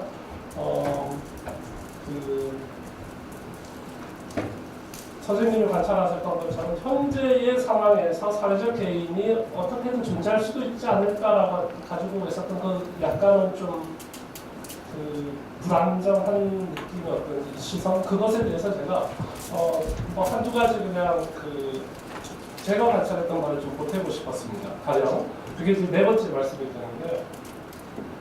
이제 촛불 2016년 17년 촛불혁명 말씀하셨는데 이제 그냥 간단하게 말씀하면 민주주의 포스트라고 이렇게 말씀했던 지점들도 있는데 그런 국면이 있었던 것은 사실인 것 같습니다. 그런데 그렇지 않은 국면도 사실은 있었던 것처럼 보입니다. 가령 이런 거죠. 저희들이 그 지나고 나서 지금 많이 주목하는 당시의 언론 보도 사진들을 보면 광화문 광장과 그 일대를 꽉 채운 사람들의 모습을 보고 있는데 제가 어찌어찌 하다가 당시에 2차 촛불 집회 때에 당시 이제 중앙대에서 무슨 국제 컨퍼런스를 하고 좀 마음이 답답해서 그냥 이제 숫자 치워주러 광화문 광장에 갔습니다. 2차 때였습니다. 갔던 이유는 뭐냐면 1차 때 2만 명이 모였고 2차 때 5만 명 모이는 게 목표였어요. 5만 명의 머리 숫자 채워주러 가야겠다라고 갔었는데 2차 때 모인 사람이 20만 명이었던 거거든요. 그것이 사실은 터닝 포인트였었고 참석했던 모든 사람들이 몰렸었고 당시에 제가 인상적으로 봤던 건 뭐냐면 모든 선생님들 다 기억하실 것 같은데 거리 집회에 나가는 사람들이 그 복면을 쓰고 가면을 쓰는 것에 대해서 뭐 그것이 옳으니 그르니 뭐 이런 논의들이 많이 있었던 것 같아요.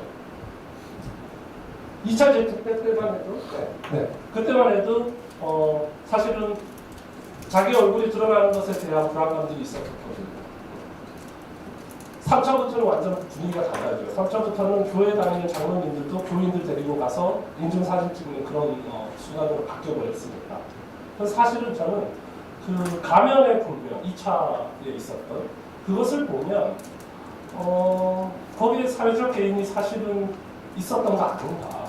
가면을 쓸 수밖에 없었던 것은 그 가면을 쓰게 만들었던 어떤 조건이 있었고 열심히 체증하는 누군가가 있었고 그렇지만 거기에 굴하지 않고 어쨌거나 개인성을 드러내야 되는 문제가 같이 있었던 것이고 그래서 그것이 이제 나중에 그 조금 더 발전하면서 그런 그 살뜰리는 모습들이 조금 사라지기 시작했던 것 같고요. 그리고 2차 때 또 하나 중요한 건 가면과 더불어서 하야와 카레를 놓고서 서로 무슨 말을 해야 될지 그래서 굉장히 그 팽팽한 긴장감이 있었던 거거든요. 그런 것들. 그래서 저는 뭔가 조금씩 이제 사회적 개인이라는 모습들이 보이는 것이 있는 거 아니냐. 그래서 그냥 그 선생님 글에 대해서 마지막으로 드리고 싶었던 말씀은 사회적 개인들이 벌이는 실험을 허용하는 요유 내지는 관찰하는 사회과학적 요유가 필요하지 않은 거 아니냐라는 생각을 좀 하게 됐습니다. 그리고 김석호 선생님 글에 대해서는요.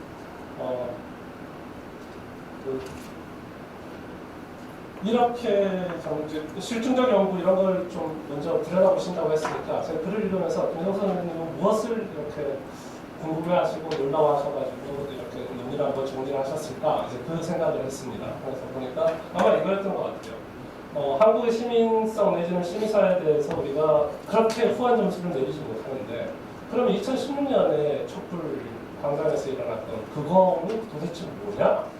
이렇게 이제 질문을 던지고 들어가셨던 것 같고요. 거기에 대해서 이제 내리신 답이 분노다, 분노의 표출이다 라고 이제 말씀을 하셨고 근데 이제 그 답이 사실은 좀 많은 분들이 느끼는 것처럼 흡족하지 못한 답인 거죠. 그래서 그것이 이제 그 답 속에서 드러나는 한국 사회 현재 모습에 대해서 부족함을 느끼는 것이고 그래서 그 부족함, 현재의 한계와 미래의 과제가 무엇일까, 그것을 제대로 진단하는 방안이 뭘까를 고민하시면서 시민성이라는 그 개념, 그 말이 가지고 있는 다차원적인 의미, 다의성을 제시했던 것이 저는 뭐라고 해요?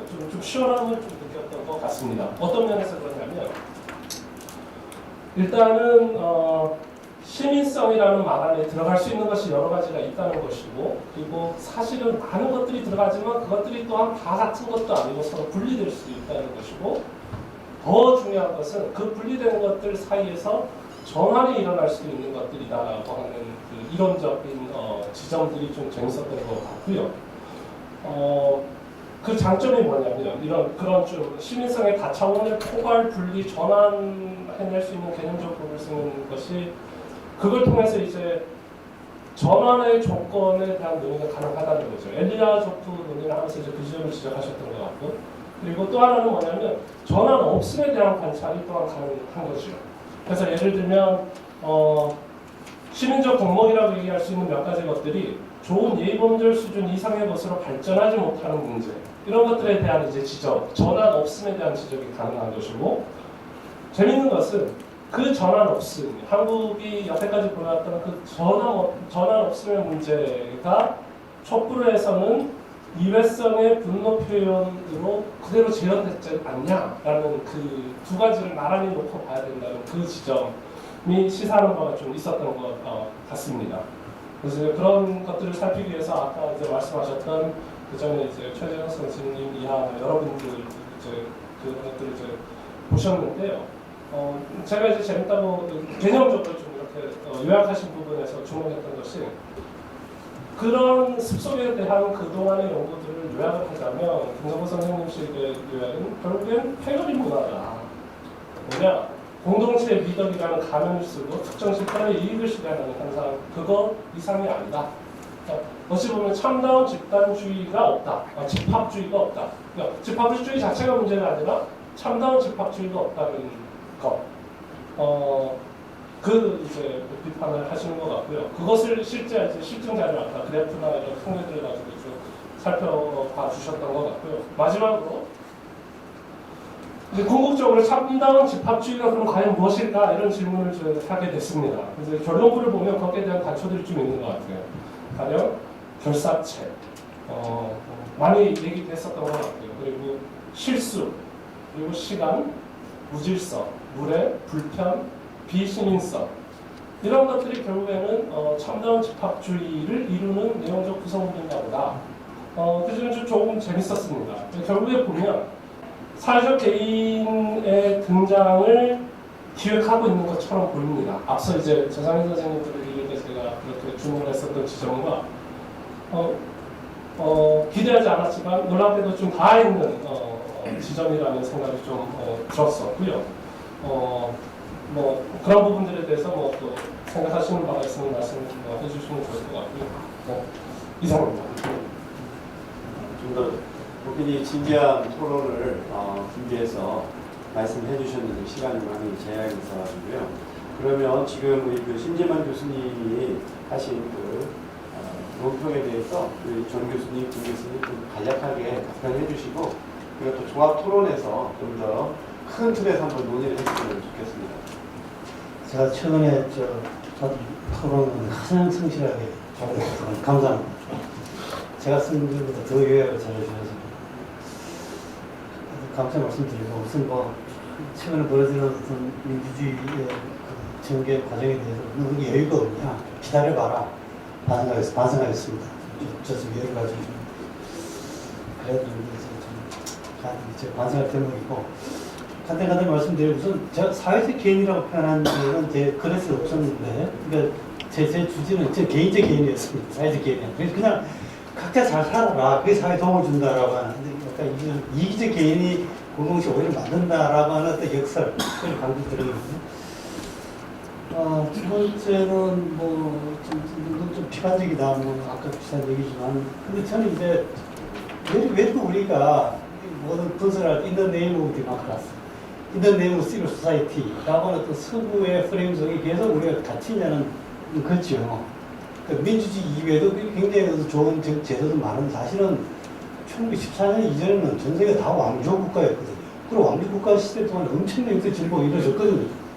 근데 아직도 한국 사람의 민주주의 목을 목숨에 걸고 혹은 시민사회 아니면 뭐 되게 뭐 우리 열등한 것처럼 그런 열등감에서 좀 벗어나자라고 하는 게 제 주장이고 세 번째 이제 이 말씀은 그러니까 제가 뭐 촛불 혁명 평화적인 뜻은 아니고 제 핵심 아까 이제 국민 시위 가민 시위 말씀하셨죠 2차 집회 저도 그게 중요한 터닝 포인트라고 생각을 하는데 제 말씀은 그러니까 신문 기자들이 혹은 뭐 작가들이 뭐 이렇게 촛불 시위 얘기하는 그에 비해서 저는 사회학자, 사회과학자의 얘기는 좀 달라야 된다라고 생각합니다. 그러니까 분노 때문에, 최순실 때문에 일어나 그 얘기 누구나 할 수 있는 거고 좀 한 걸음 스텝에서 보자면 좀 분석이 가능하다는 거죠. 아까 말씀드린 것처럼 예를 들어 왜 사람들이 가면을 벗기 시작했을까? 왜 걷기 시작했을까? 이건 개인 이론에 의하면 참가자가 많으면 위험 부담도 낮아지거든요. 다 벗으니까. 그래서 이렇게 설명하는 게 좀 사회과학 임무라는 거죠.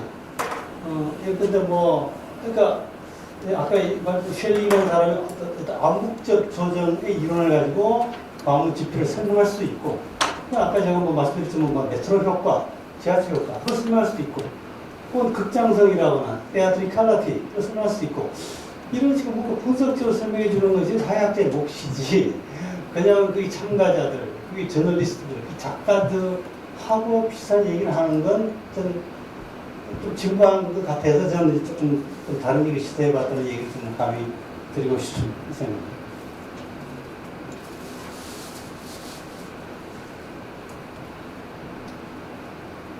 예, 정말 열심히 읽어주시고 저보다 더 요약 정리를 잘해주셔서 감사합니다. 사실 저한테 어떤 딱히 무슨 특정한 질문을 하신 건 아닌데요. 신 교수님께서 말씀하신 사회적 개인과 관련해서 저도 정확히 이제 사회적 개인이 뭔지 모르겠지만 오히려 이제 제가 이 시민성 관련해서 우리가 이제 거기에 이념형적으로 만들어 놓고 우리가 이념형이라는 거는 도달할 수 없으니까 이념형이겠죠. 뭐 우리가 이상형이랑 결혼 못하듯이. 그래서 그 뭔가 사회적 개인, 아까 말씀하신 대로 어떤 개인적 예의범절과 어떤 공익적 목적과 목표를 잘 이해하면서 실천하는 개인이라는 어떤 이념형적 시민을 뭐 사회적 개인이라고 하는 게 아닐까라고 생각을 하면 저는 이제 신 교수님 말씀하신 것처럼 그런 개인들이 한국 사회의 어떤 민주주의와 어떤 지속적인 어떤 민주주의의 진보를 위해서 좀 필요하다라는 입장에 있는 것 같고요. 그래서 그 전상인 교수님이 말씀하신 개인이 더 이제 중요하다라는 게 사실은 그게 이제 그 우리가 토크빌 얘기 많이 하는데 이 토크빌을 뭐 조금 집중해서 읽다 보면 결국 토크빌이 얘기하는 이 civic virtue라는 거 그리고 어떤 condition of equality라는 거는 사실은 처음에 이제 미국 사회가 그런 것들이 주어져 있다라고 전제하는 듯 보이지만 아주 도구적이고 합리적인 개인들이 경쟁과 갈등을 통해서 질서와 규칙을 만들어내는 과정 그리고 그런 경험의 축적을 통해서 이 소위 얘기하는 시민적 덕목에 대한 합의가 이루어지고 그를 통해서 소위 얘기하는 시민성과 공공성이 완성이 된다라는 얘기를 하고 있어요. 토크빌이. 그건 아주 명시적으로 하는 얘기니까. 그래서 결국에는 이 갈등과 경쟁이 시민성의 원천이다라는 얘기까지도 하거든요. 그런 의미에서 봤을 때 이제 심지만 교수님께서 마지막으로 말씀하신 것처럼 이 전상인 교수님이 말씀하신 어떤 이 정말 개인, 그러니까 민주사회에서 필요한 개인이 우리한테 일단 필요하고 어떤 저는 이제 그런 것들이 결국에는 시간이 필요한 게 아닌가, 더 경험이 필요한 게 아닌가라는 생각을 하고 이게 정책적으로 보면 결국에는 그런 장들을 이게 이제 여러 가지 문제랑 이제 관련이 될 수 있는데 그런 어떤 논의의 장들, 그런 어떤 경험과 지식이 축적될 수 있는 장들이 아주 여러 층위에서 지금처럼 서울에만 만들지 말고 어떤 여러 지역에서 만들어 보는 게 필요하지 않는가 여러 가지 이유로 뭐 이제 그 정도로 이제 말씀을 드릴 수 있을 것 같고요. 마지막으로 그래서 어떻게 보면 이 첨다운 집합주의는 개인에서 시작한다라는 말씀 지적은 저도 이제 동의하는 부분입니다. 예, 감사합니다. 그러면 일단 2부 세션에서 발표와 토론은 이것으로 마치고 앞서 말씀드렸던 것처럼 1부에서 논평자의 논평 내용에 대해서 충분한 답변이 없었다고 해서 그 부분에 대해서 좀 얘기를 해주시고요. 가능하면 좀 간략하게 해주시고 또 종합 토론이라고 하는 것이 너무 이렇게 세부적인 내용에 우리가 국한되지 않고 이 주제에 대해서 좀 전반적으로 얘기할 수 있는 좋은 기회라고 생각하기 때문에 그걸 감안해서 좀 답변해 주시기 바랍니다. 시간을 제작하기 위해서 우리 플로어에서도 토론이 있어야 되기 때문에 간략하게 제가 진리정치와 상대정치를 너무 대립적 도식적으로 양분하지 않았나라고 하는 것이 정의점이었습니다. 아주 간단한 그런 질문이었습니다. 제가 이제 시간의 한계 때문에 상세한 설명을 안 한 탓이죠. 그래서 제가 진리정치 자체를 전면적으로 부인하는 것이 아니고 제 글에 보면 절대화한 진리정치. 결국 이제 그 이야기는 해석학적으로 그러니까 해석학적인 소통 가능성 앞에 열려져 있는 정치적 진리는 옳고 그른 것을 우리가 따져야 되기 때문에 현실 정치에서도 그것은 수용 가능하다고 제가 말씀드렸고요. 따라서 나만이 옳다라고 그렇게 그런 식으로 주장하는 진리 정치가 아니고 나는 나의 입장을 우리는 우리 입장이 옳다고 믿지만 얼마든지 비판과 성찰 가능성 앞에 열려져 있는 그런 종류의 진리. 이게 이제 포퍼적인 표현을 빌리면 반증 가능성 앞에 열려져 있는 진리 정치라고 하는 것은 삶의 정치가 이를테면 방향을 잃지 않기 위한 중요한 참고 자료라고 생각을 합니다. 그래서 하나만 더 말씀드리면요. 그 절대화한 진리 정치의 어떤 한국 현대사에 대한 그 영향이 이를테면 민주화운동 정치에서는 저는 4.19 정책 논쟁에서 집중적으로 1980년대 지금은 뭐 지나가버린 이야기가 되었습니다만 그러니까 그 당시 운동권이 치열하게 NL과 PD로 갈려서 싸웠는데 이 논쟁의 수준이 현실과 경험 위에 입각되어 있는 것이 아니고 지극히 추상적이고 사변적인 어떤 심급에서 진행됐다라고 하는 특징을 확인할 수 있고요.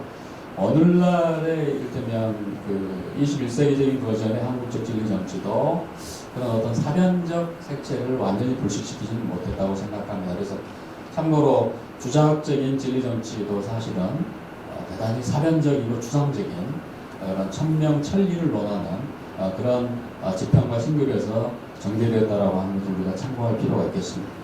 제 발표에 제기된 질문은 아주 간단한데요. 공적인 것과 사적인 것을 구별하고 권리와 의무가 조화를 이루고 광장과 시장의 균형을 이루면 비교적 우리 사회에서 건강한 시민사회가 발전하지 않을까 이렇게 이제 말씀을 드렸더니 공사 구별, 또 광장과 시장을 이렇게 구별하는 것이 좀 불편하다.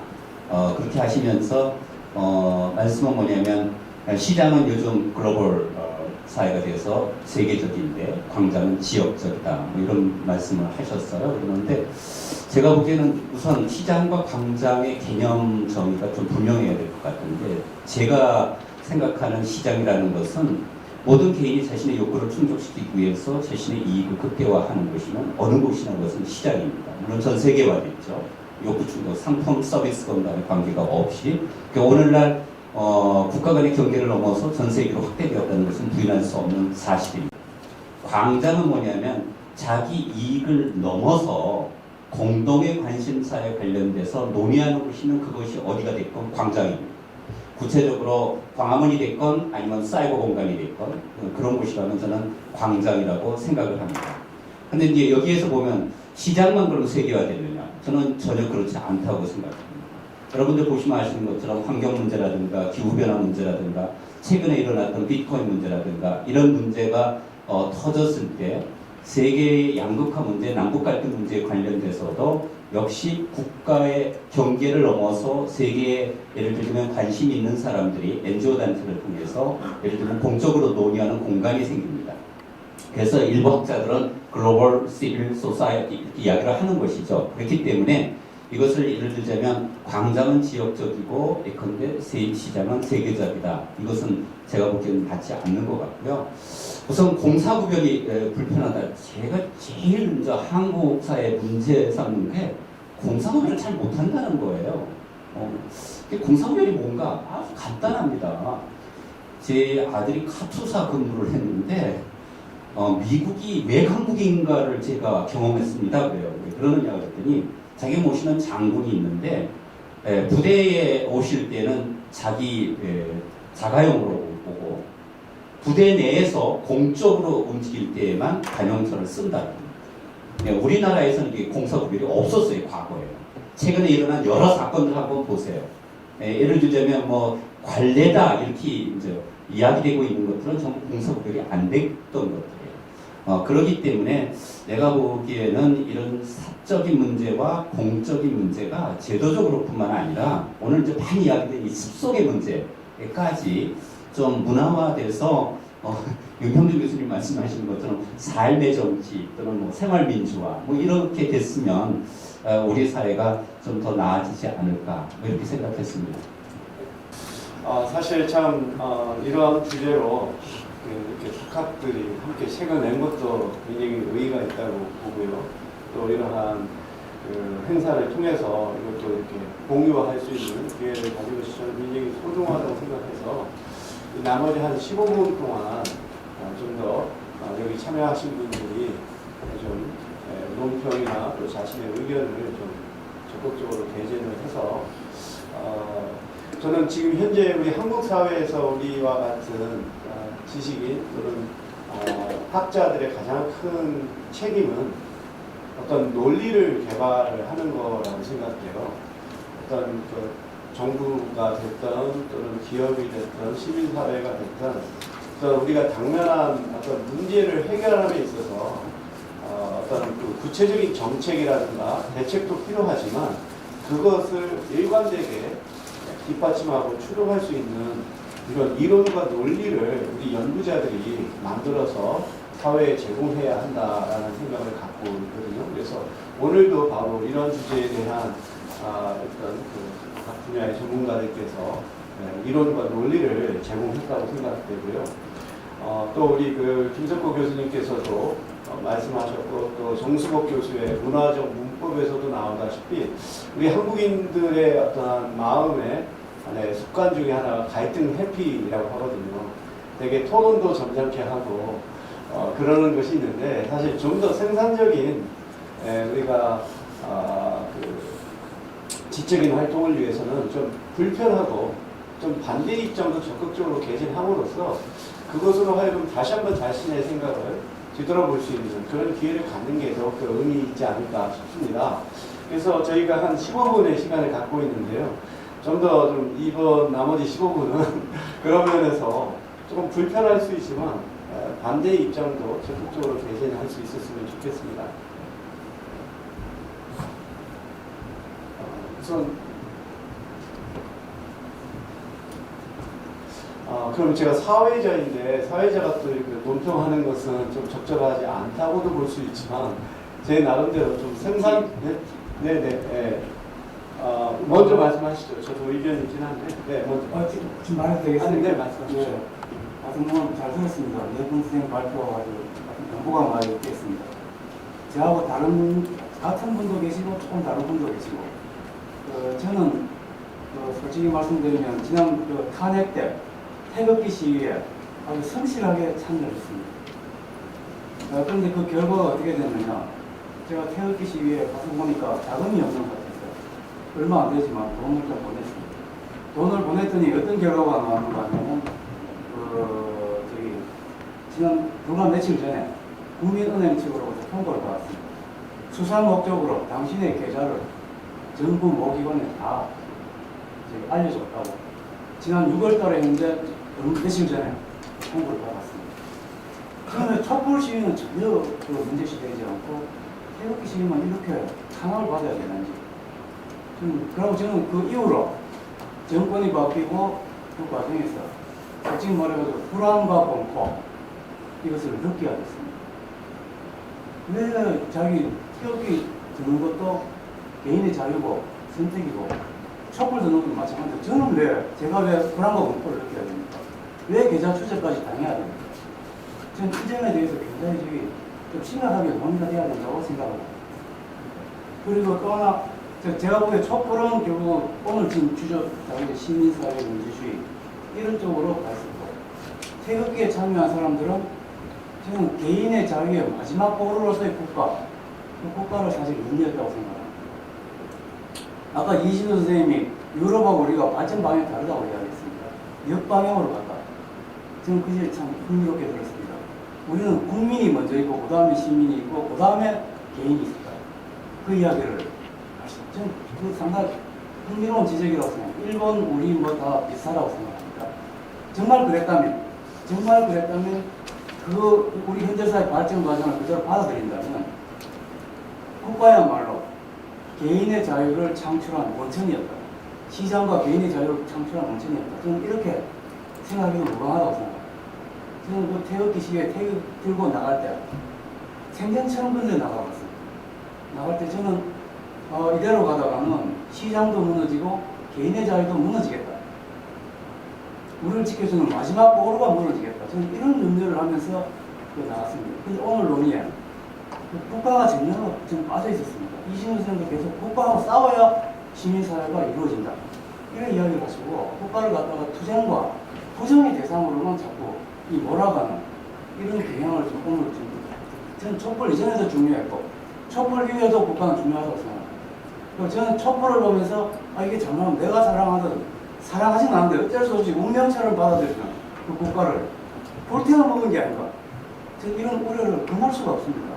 이 점에 대해서 좀 학자 좀 진지한 머리가 좀 필요하다고 생각합니다. 좀 더 의견을 우리 좀 듣고서 할까요? 그렇죠. 네, 좀 한 의견 한 3개 정도까지 듣고 한번 네, 말씀하십시오. 저는 뭐 정치나 사회 쪽의 문안이고요. 윤평준 교수님하고 저 페이스북 같이 하다가 보고 왔습니다. 제가 지금 시장과 망장 얘기 나오기 때문에 최근에 그 헌법 개정안에 자유민주주의의 자유를 빼고 민주주의를 하는 그런 얘기 나옵니다. 그게 제가 볼 때는 저는 개혁을 정말서 자유란 거는 그 자유시장경제, 그 자본주의의 그런 쪽을 의미한다고 보는데 자유 빼고 민주주의 이렇게 하면은 이거는 집단주의, 뭐 전체주의적인 그런 발상이 아닌가. 그래서 이제 이를테면 북한도 뭐 민주주의 또 사회민주주의에서 그 부분에서 시장과 광장이 나왔으니까 어떤 교수님께 좀 답변을 좀 부탁드립니다. 프로에서 굉장히 아주 심각한 뭐든 뭐 이제 뭐 여러 다른 친구들 주셨는데 저는 그 과학자이고요. 이제 그 과학을 이제 좀 이제 뭐 문화화 하는 측면에서 이 과학의 이슈도 어찌됐든 지금 많이 논의했던 뭐 진리에서 삶으로 가는 과학의 사회 문제를 이해하고 그것을 해결하는 노력을 해야 되는 부분과 또 과학을 이해하는 수준을 넘어서서 이제 참여, public understanding of science에서 public engagement of science로 이제 진행을 하는. 그래서 그런 과정에서 이제 이제 일반 그 대중들이 과학을 이제 소비를 하는 것뿐만 아니라 그런 프로세스에 참여하고 또 이제 인게이지하는 그런 부분들이 좀 더 중요해지는 그런 패러다임 변화들이 일어나기 시작하는데 그런 부분들과 관련해서 어떤 생각하시는지 궁금합니다. 우리 최 교수님 말씀하신 것처럼 그 태극기 시위에 참여했다는 이유만으로 국가에서 예컨대 조사를 하거나 사찰을 하거나 그런다면 그건 있을 수 없는 일이죠. 그러니까 그 국가에 대해서도 저는 국민으로서 당연히 저항해야 된다고 생각을 합니다. 근데 제가 시민사회가 발전하기 위해서는 시민권, 뭐 오늘 이야기하는 시민성, 뭐 시민의 덕성 이런 것들이라는 것이 국가와의 끊임없는 저항을 통해서 발전해 왔다는 것은 이제 서구 유럽에 있었던 역사적 사실인데요. 왜 그러느냐? 그것은 국가가 우리가 가지고 있는 정치 조직 중에서 가장 강력한 권력과 폭력을 독점하고 있는 기관입니다. 그러니까 무엇인가를 견제해야 되는 거죠. 그러니까 한쪽 극단에 가면 전체주의 국가가 있고요. 북한 체제가 있고 이래요. 그럼 우리가 북한 체제는 국가 중심 아닙니까? 거기에 시민이라는 것도 내가 보기에는 그렇게 별로 발전해 있는 것 같지가 않고. 다른 한편 내려가면 예컨대 뭐 최소 정부 이렇게 해가지고 미니멀 스테이트로 간다고 그런 경우에는 너무 모든 질서를 시장에다 맡기기 때문에 예컨대 약자 문제라든가 소수자 문제라든가 뭐 양극화 문제라든가 이런 문제들을 해결할 수가 없는 거죠. 그러니까 제가 국가와의 저항을 통해서 끊임없는 투쟁을 통해서 시민사회가 발전된다고 이야기했을 때에는 그는 국가 권력을 정당한 방식으로 견제할 수 있는 제도적 장치를 우리가 마련해야 된다. 그것이 제가 보기에는 대한민국 정부가 수립돼 가지고 오늘날까지 제가 발전해 오는 과정 중에 하나다 이런 거죠. 그러니까 우리 사회가 발전한 과정 그 양축을 보면 한쪽 편은 너무 보수 진영에서는 산업화만을 자꾸 강조를 하고 예컨대 뭐 아주 쉽게 편가르기를 한다면 좌파 진영에서는 자꾸 뭐 산업화는 문제가 많은 것 같고 민주화만 강조한다면 이건 잘못된 시각이에요. 제 논점은 그거였습니다.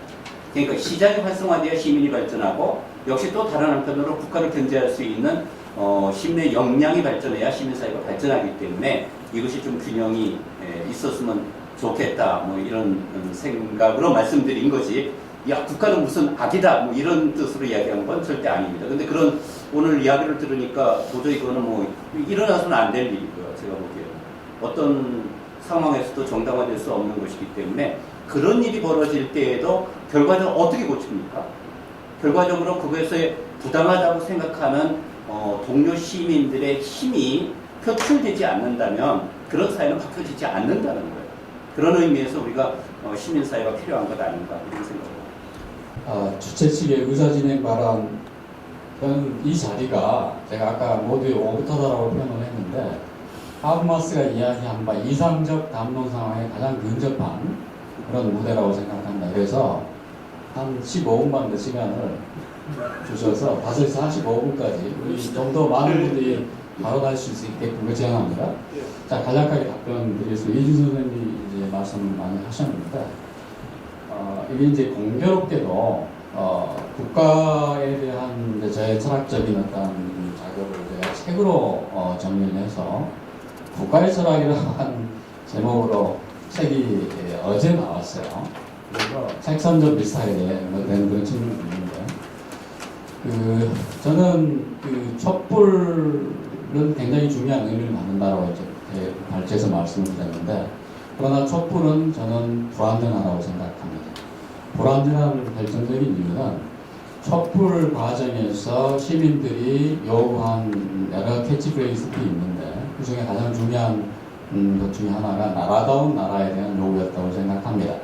즉, 박근혜 전 대통령이 이를테면 공적인 국가 운영의 그런 과업을 완벽하게 사사화시킨 이인 선생님 말씀하신 이제 그 부분을 넘어서야 되기 때문에 우리가 정의와 공정성이 지배하는 제대로 된 나라를 요구한 거죠.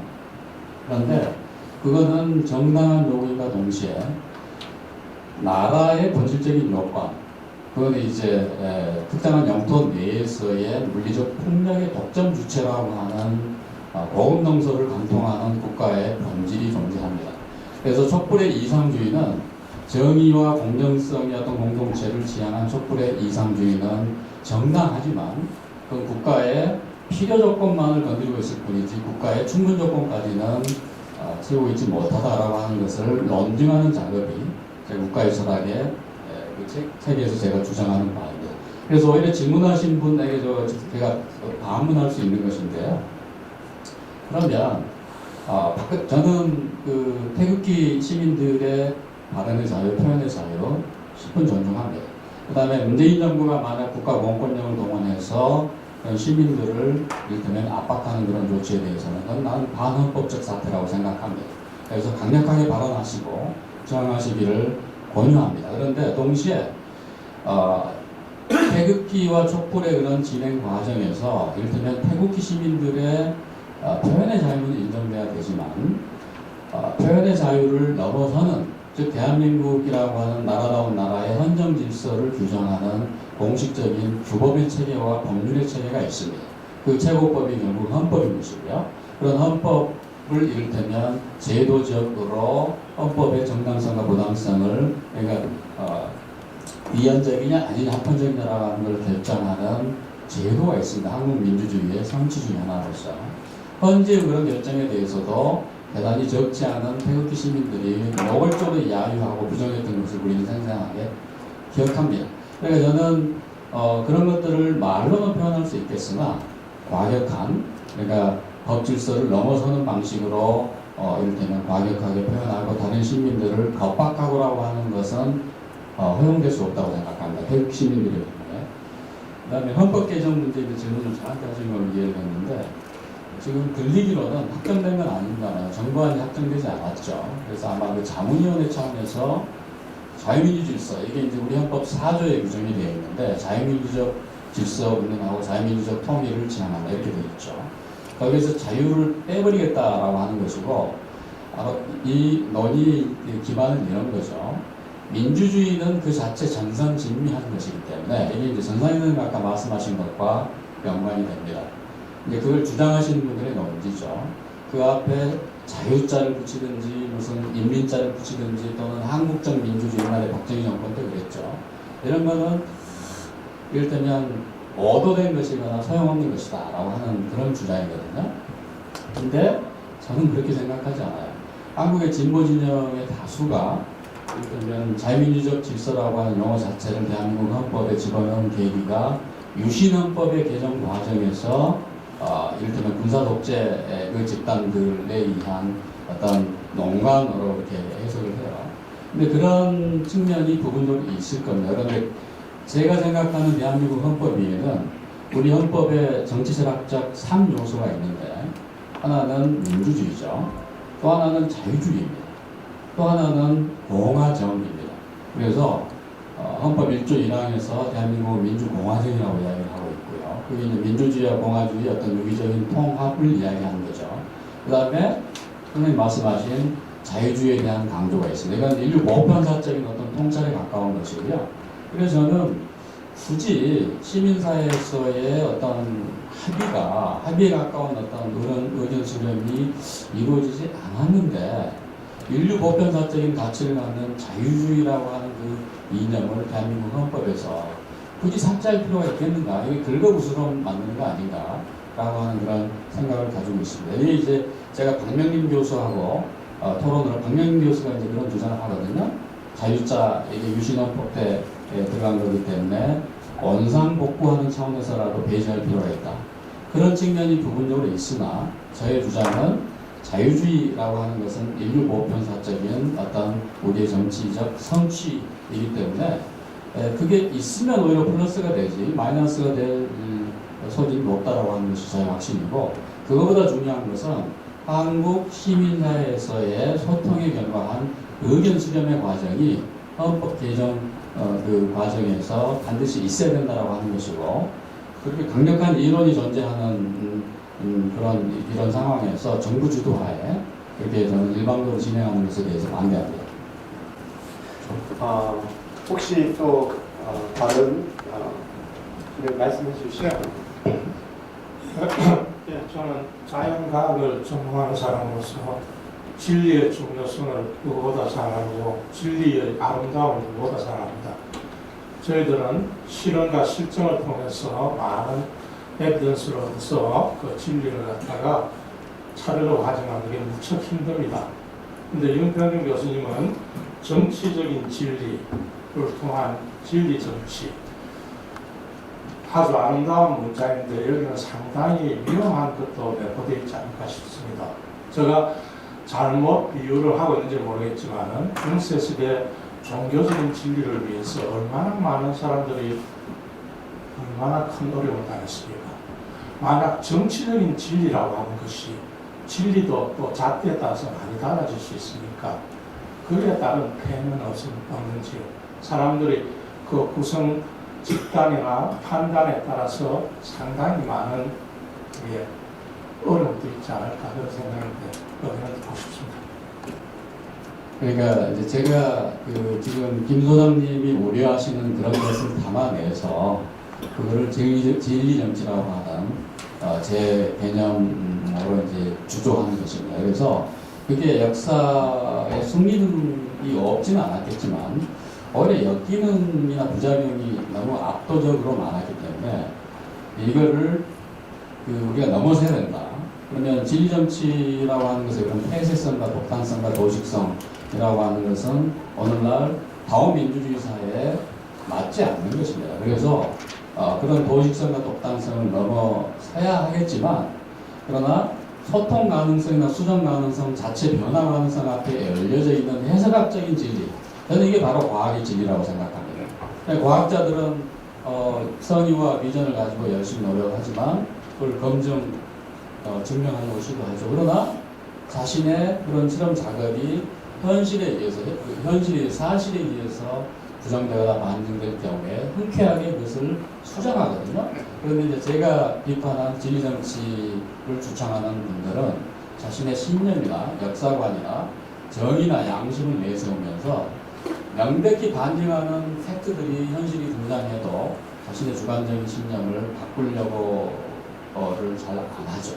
근데 그건 개인의 차원에서 그럴 수 있는데, 그게 책임 있는 자리에 올라서서 이를테면 통치자가 되거나 정치적 지도자가 되는 경우에는 이게 이제 심대한 자신의 주관적 신념에 입각해서 자신이 진리라고 확신하는 그런 정책이나 이런 것들을 이를테면 강행하는 차원에서 어마어마한 이를테면 후과, 그 다음에 시민들의 피해 이런 것들이 양산될 수 있는 것이죠. 네. 지금 보니까 종합토론에서 일부 세션에서 발표한 내용에 대해서 주로 이렇게 좀 토론이 이루어지고 있는데, 2부에서도 발표된 내용에 대해서 혹시 또 플로어에서 질문이나 또 자신의 의견이 있으면 좀 말씀해 주시죠. 그러면 제가 사회자인데 사회자의 역할을 좀 벗어나지는 모르겠지만 좀 더 생산적인 토론을 위해서 제가 좀 2부 세션에서 발표했던 내용을 좀 보면서 좀 가졌던 문제의식이 있는데요. 한번 의견을 듣고 싶습니다. 조금 비판적으로 본다면 우리 전 교수님도 그렇고 김 교수님도 그렇고 어찌 보면 이쪽에 방법론적인 개인주의의 문제를 안고 있는 게 아닌가. 그리고 두 번째로는 책임의 분산이라고 하는 또 문제를 갖고 있는 게 아닌가. 이런 생각을 가졌어요.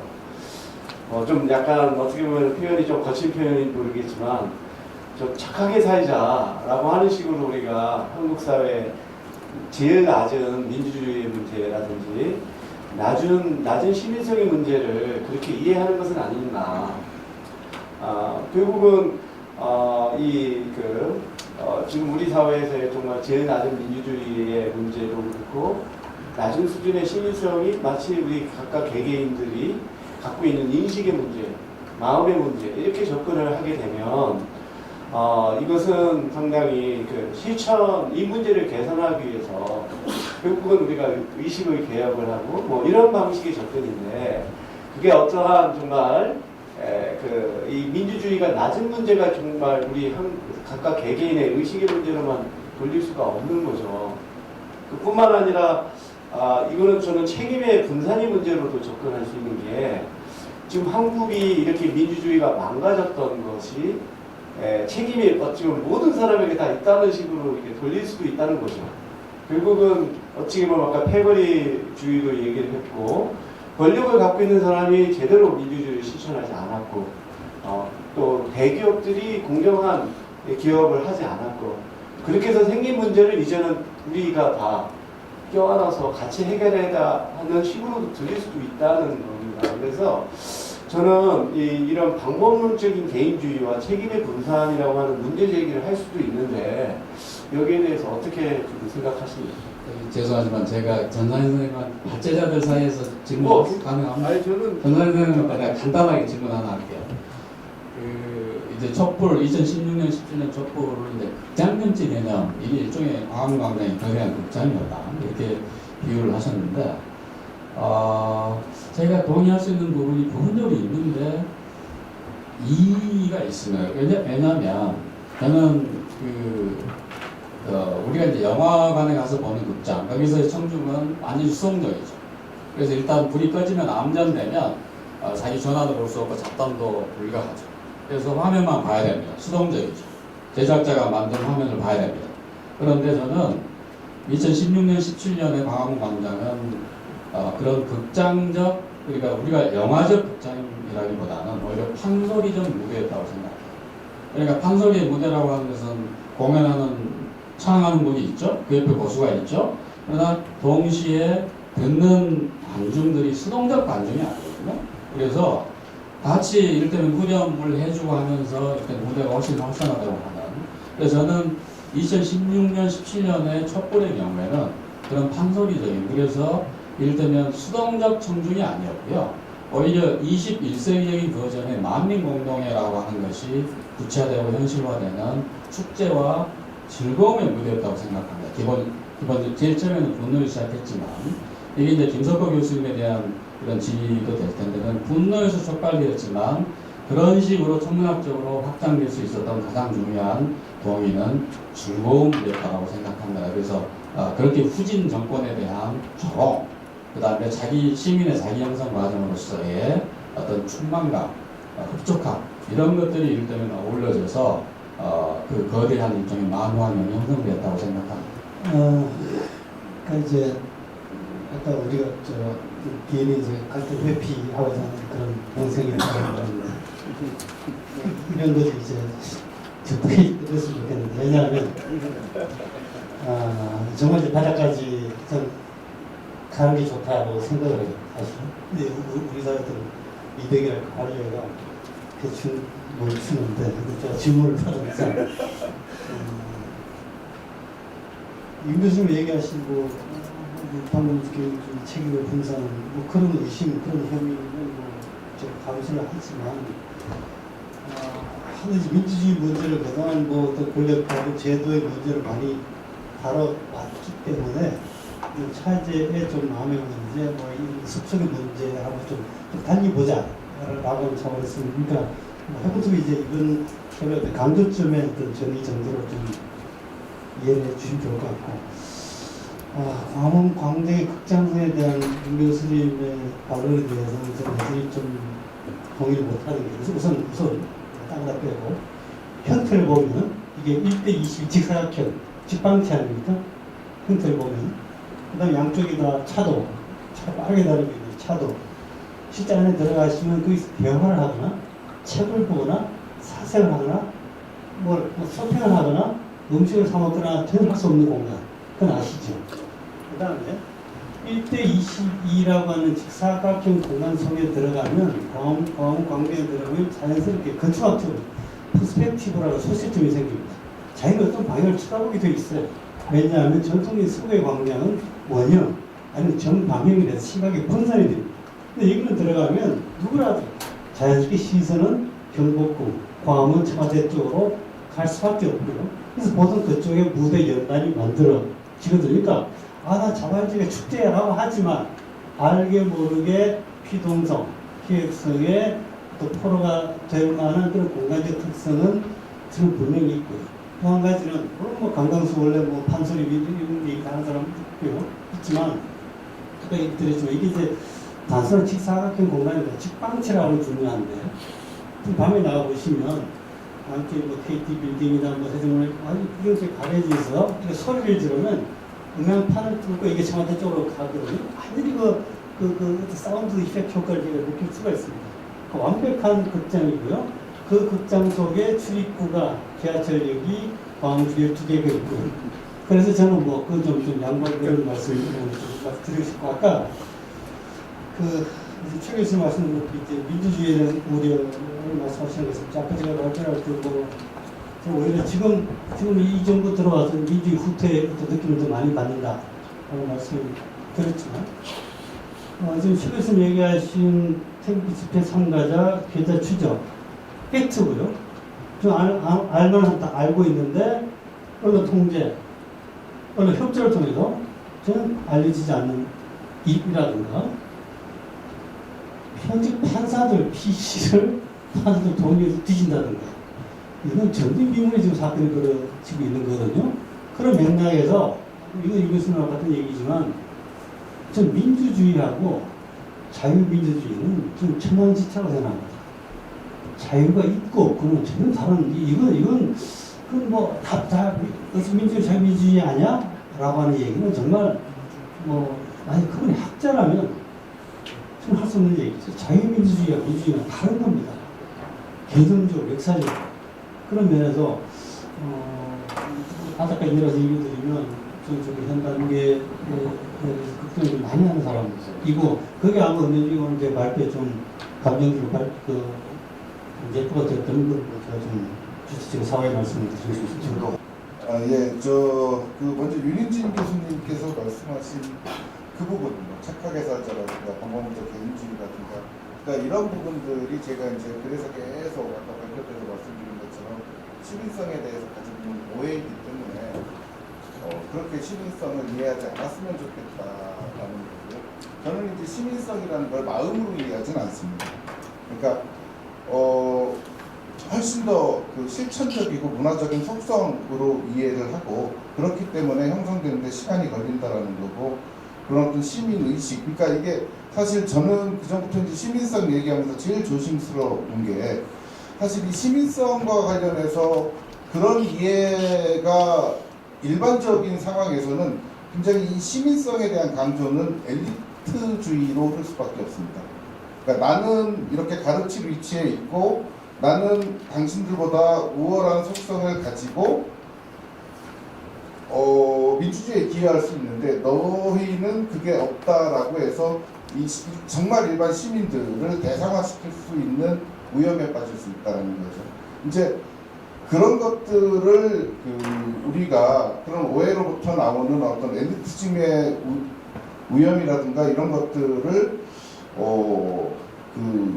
그러니까 이제 감소시키기 위해서는 이 시민성에 대한 보다 더 철저한 이론적이고 개념적인 논쟁이 필요하고 정리가 필요하고 우리가 그 정말 지향하고 있는 시민성이 뭔가라는 거에 대한 좀 그러니까 사실은 많은 사회 과학자들이 지금 뭐 농객들도 그렇고 시민성이라는 개념을 조금 엄밀하지 않게 사용하고 있는 게 저는 문제라고 생각을 합니다.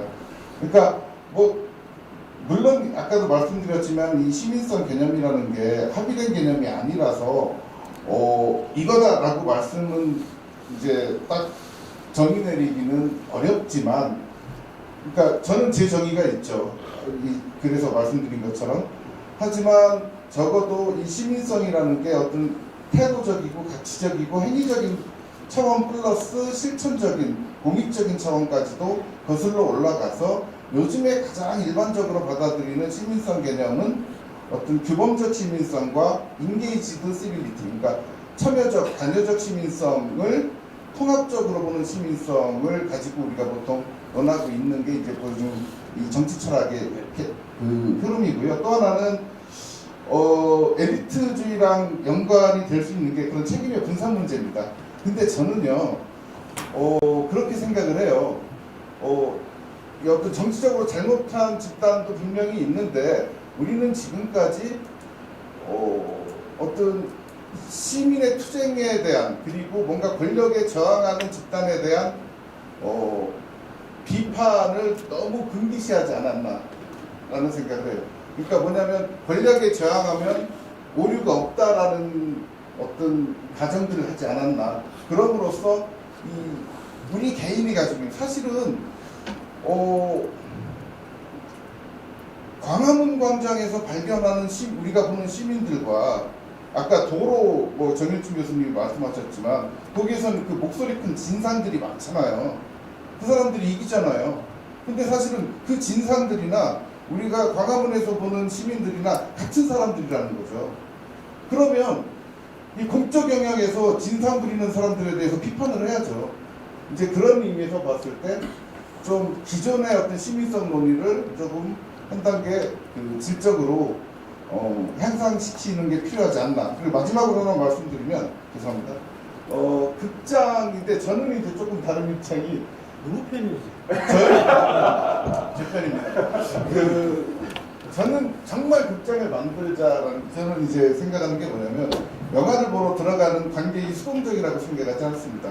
영화라는 거는 그리고 이제 이걸 시민성의 관점에서 보면 영화라는 거는 여러 가지 선택지들이 있고 거기에서 제가 보고 싶은 거를 보고요. 극장에서 보고 사실은 그걸 계속 모든 개인이 서로 다른 방식으로 즐기고 해석하고 그리고 이제 그 출구로 나온 후에 우리의 생활에서 계속 그 어떤 그 영향과 잔영을 가지고 우리 생활에 영향을 미칠 수밖에 없거든요. 저는 왜 극장이 되어야 된다라고 생각을 했냐면 실제로 저는 이 촛불시위가 한참 할 때 사회운동론을 가르쳤습니다.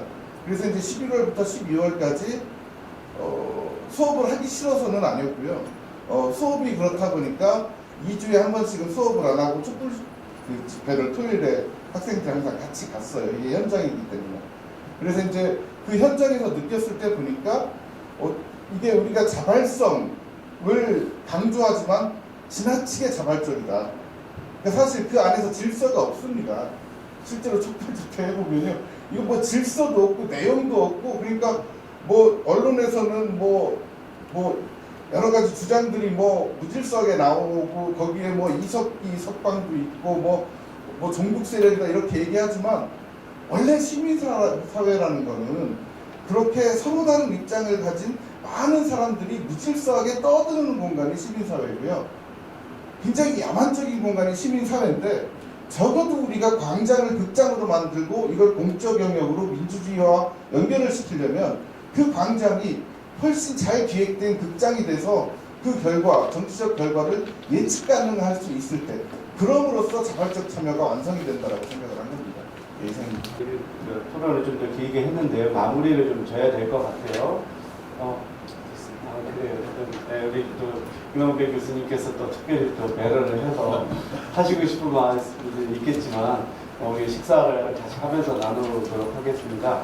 그러면 일단 우리 종합토론까지 마치고 끝으로 우리 김병현 박태준 미래전략소장님께서 인사를 해주시겠습니다. 오늘 오후 윤평중 교수님, 이진호 교수님, 정상현 교수님, 김석호 교수님 네 분이 훌륭한 발제를 해주셨고 또 김항대 교수님, 윤인진 교수님 자장으로서 맡은 바를 잘 해주시고 또 정일준, 신재만 교수님께서 아주 토론자로서 잘 정리해줘서 저희들이 이번 네 분의 이야기에 대해서 많이 이해하게 됐습니다.